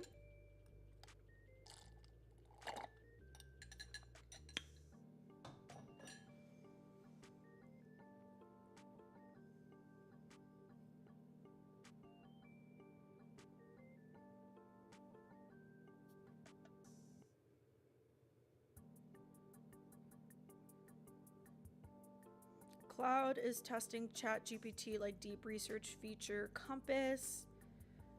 Microsoft fixes printing issue caused by January. LLC is on the list of things to do. You don't have an LLC yet? Crazy. NPM poisoning. Snooze magoos.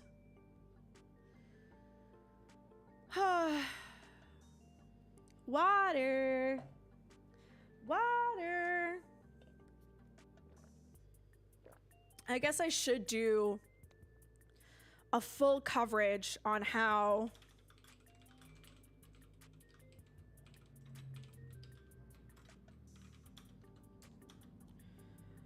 the Ingress Nginx hack, because we never actually covered that.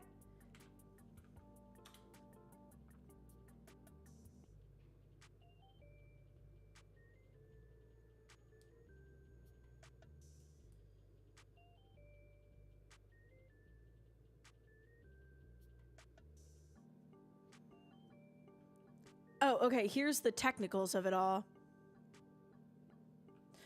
Over 40% of, this was published on the 24th, and they added all the technicals of it all here. The attacker, malicious admission review, malicious config file, runs the malicious config file, throws an error, access. What is... This is just a trackpad.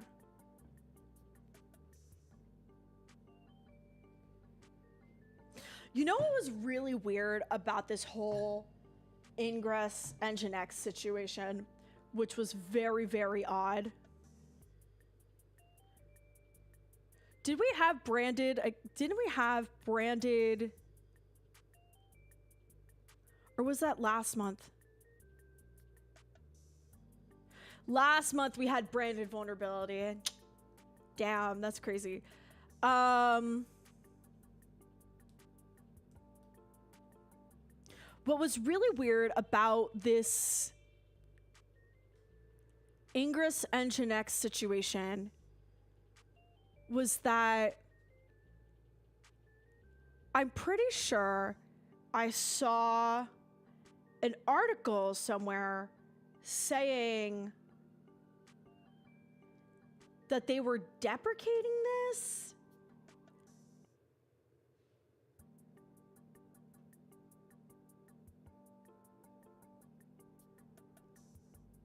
For something else? Or did I fully hallucinate that?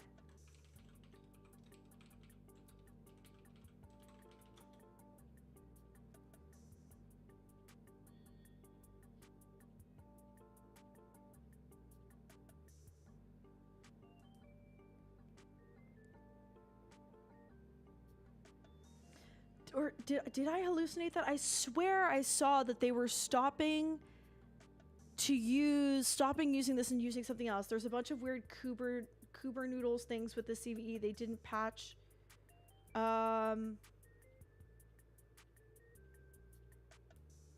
Yes, I wrote about how that was a weird thing. And so now I actually need to cover how it actually works, which is the plan for this ending here.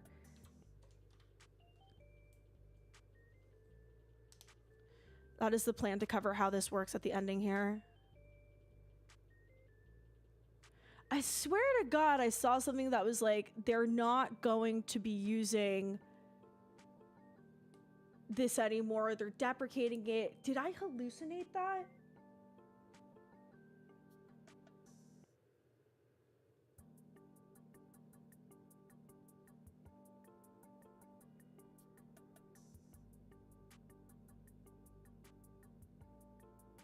Something that was affected by this leak they were going to start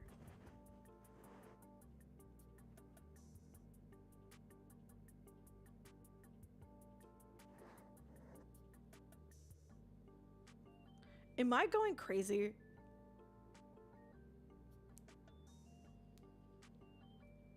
What did I see?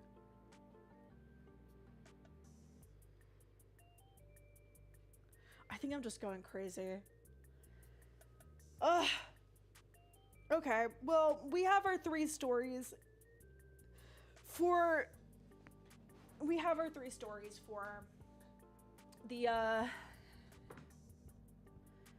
the week. But before I have to go to stand up, I would like to create the April bingo board. Would y'all like to help me create the April bingo board? Because it looks like we're not getting bingo in March. Start throwing out ideas. Feed me for the bingo board. Let's go. What are we putting on the bingo board for April? Start throwing out ideas. Where's the bingo emote? Oh, we gotta make a bingo emote. That's a good one.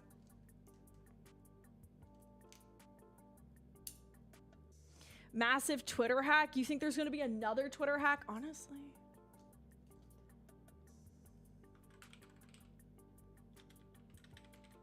You're not wrong.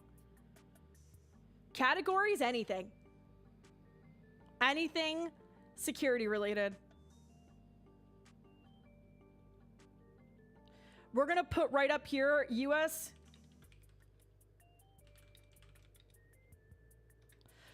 government official security fail.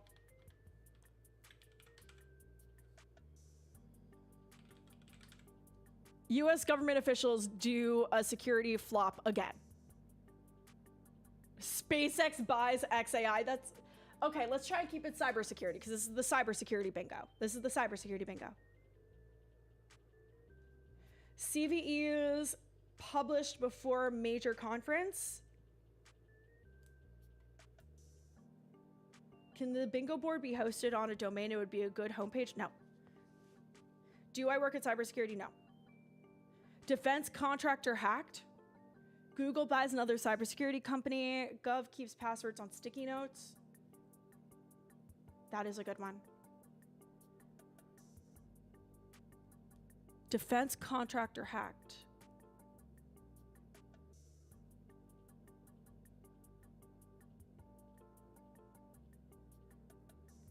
Kanye gets Cisco certified is so funny. FUD about encryption to normies. Okay, encryption. I'm gonna write encryption FUD.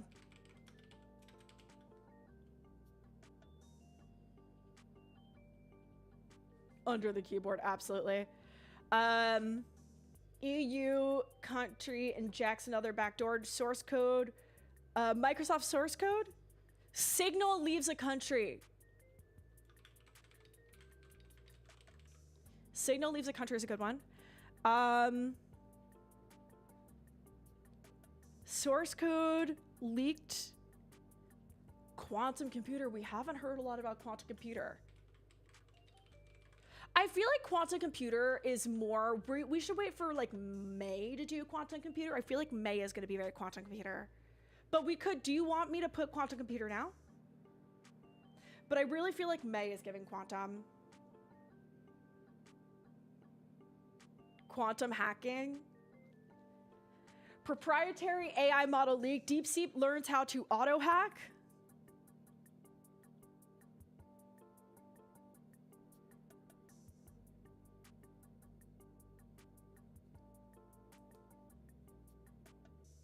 Signal leaves a country. Source code leak. What if we just wrote Microsoft security fail?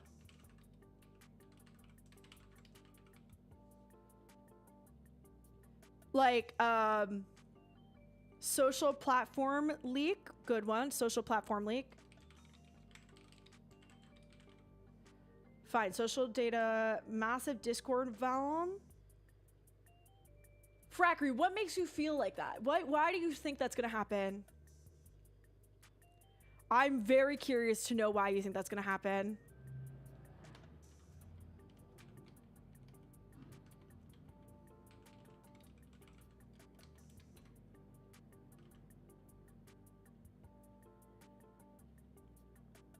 New research on AI guardrails. That don't work. Video ads. Discord isn't as safe as people think. We could put a little Discord. We could put Discord here.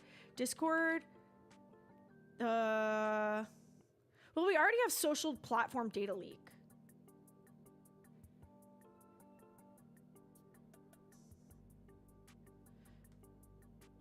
We'll do branded vulnerability again.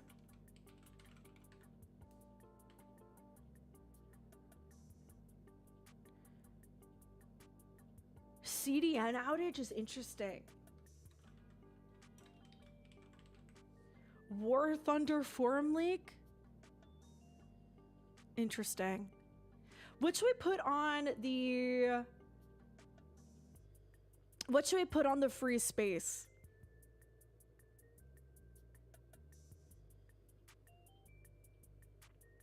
Oh! You know what I would love to see? Hacker pardoned. Major cyber criminal pardoned.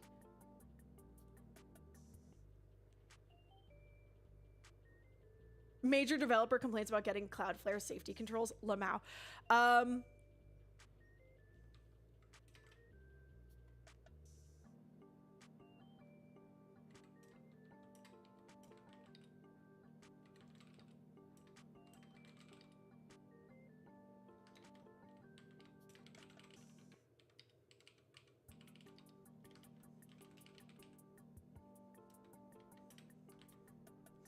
I'm gonna say malicious or notorious hacker gets pardoned.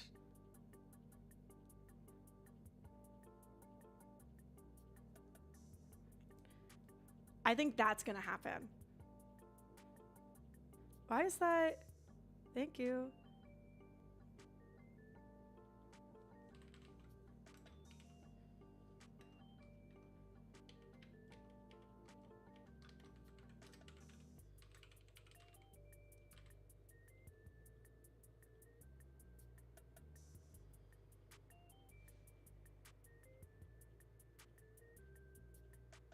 Vibe code breach. Vibe code breach. Excellent. Vibe code related breach. 10 out of 10. Banger, banger, banger. Banger. Good one. Yeah, like Snowden. Imagine if Snowden got fucking pardoned by Trump. Like, who's to say that wouldn't happen? Discord wouldn't be too far-fetched. Okay, a lot of people are yapping about I'm gonna write Discord vuln. Discord hacked. We're gonna write Discord hacked. We'll put that one right there. Good morning. Vibe code related breach should really be the free new Russian asset. That would take away leverage from Putin. True. New CCP asset. ISO speed. ISO speed becomes a Russian asset.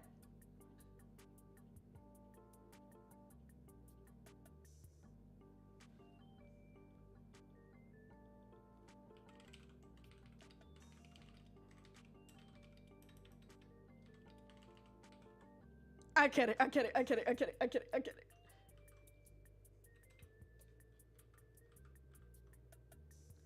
Is he going to Russia next? Who knows?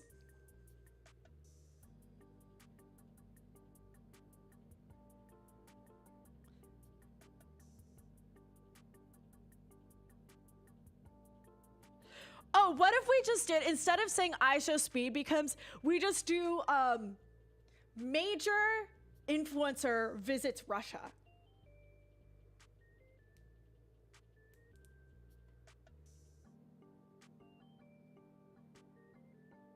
Tariffs on cybersecurity?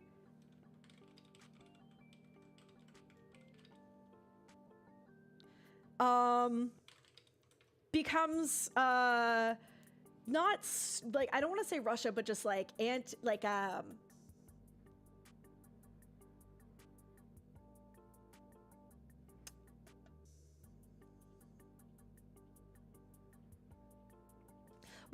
call like Russia and China and like what do we call those collectives and how they're like bad actors?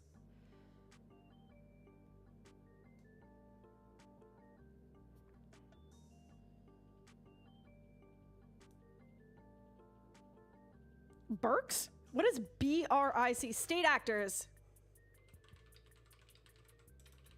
Become state actor asset.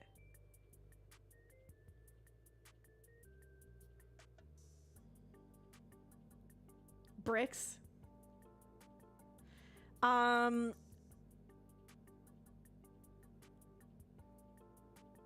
Let's see. We still have this whole bottom row, all of this, all of these. We got a bunch more to go. Axis of evil is crazy.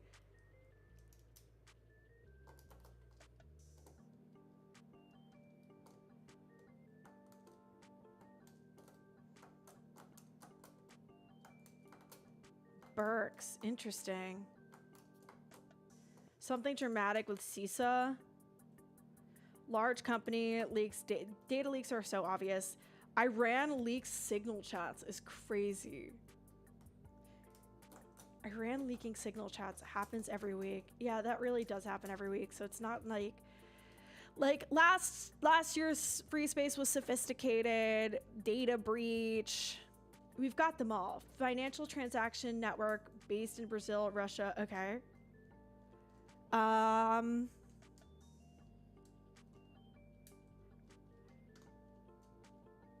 We've had 2 companies deny issues this month, which has been interesting.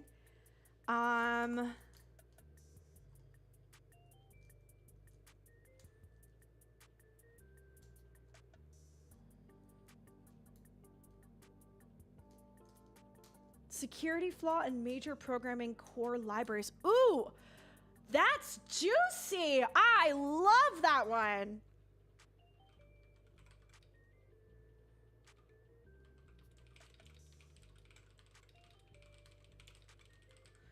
Wow, that is so good. I'm kind of obsessed with that one.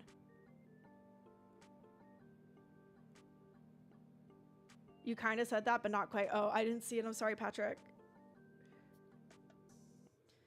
So these all have to be like cybersecurity related at least, because we're going to go through the bingo board as we do ThreatWire news review. So we need to like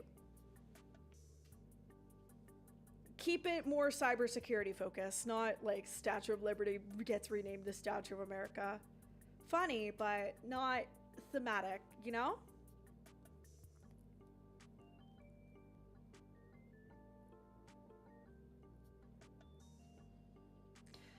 Let's see. We didn't get a firewall CVE.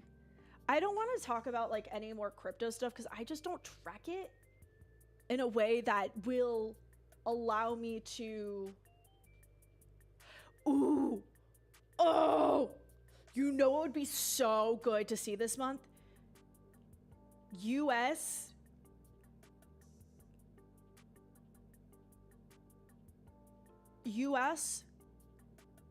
government ransomware.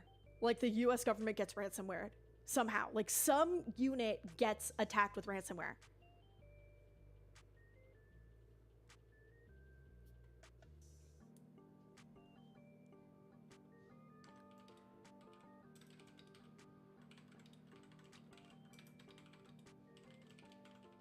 That is so juicy. That would be so good. Totally gonna happen this month. We just know it's going downhill. France passes, EU new, country passes encryption backdoor law. We've seen a lot of that happening recently, so we're gonna assume that this is gonna happen, but a new one.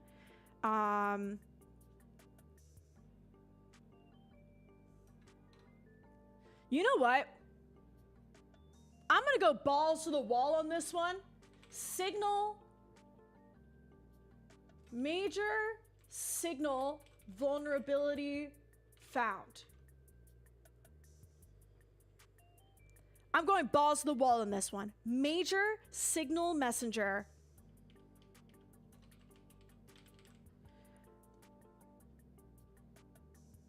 You're saying nah, but there's been a lot of chat about Signal recently that, you know what? I think it's a target right now. I have a feeling that Signal is fighting for its life right now. I really do.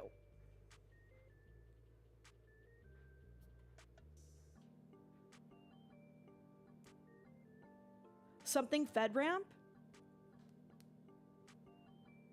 1, 2, 3, 4, 5, 6, 7, 8, 9. We have 9 more to go, and I have got 6 minutes until I hard need to stop.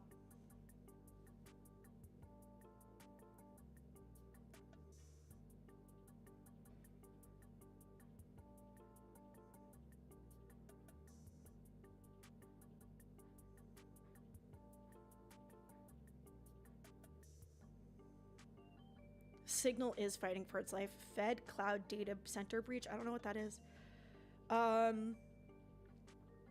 Every major piece of software that makes in the public eye, people start looking very closely to vulns. So you can see vulns published a few months after it's a hot subject. Signal gets taken off the App Store. Whistleblower releases classified documents.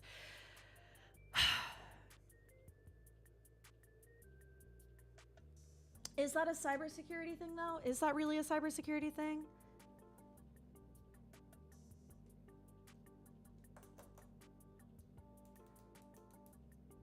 Cybersecurity, not US government. Cybersecurity.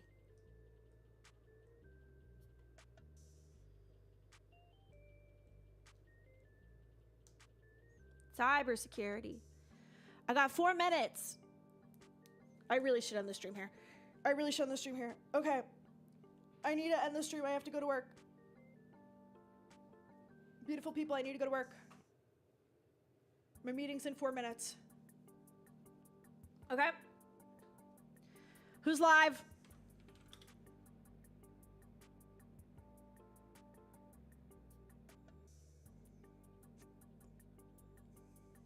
Who's live right now?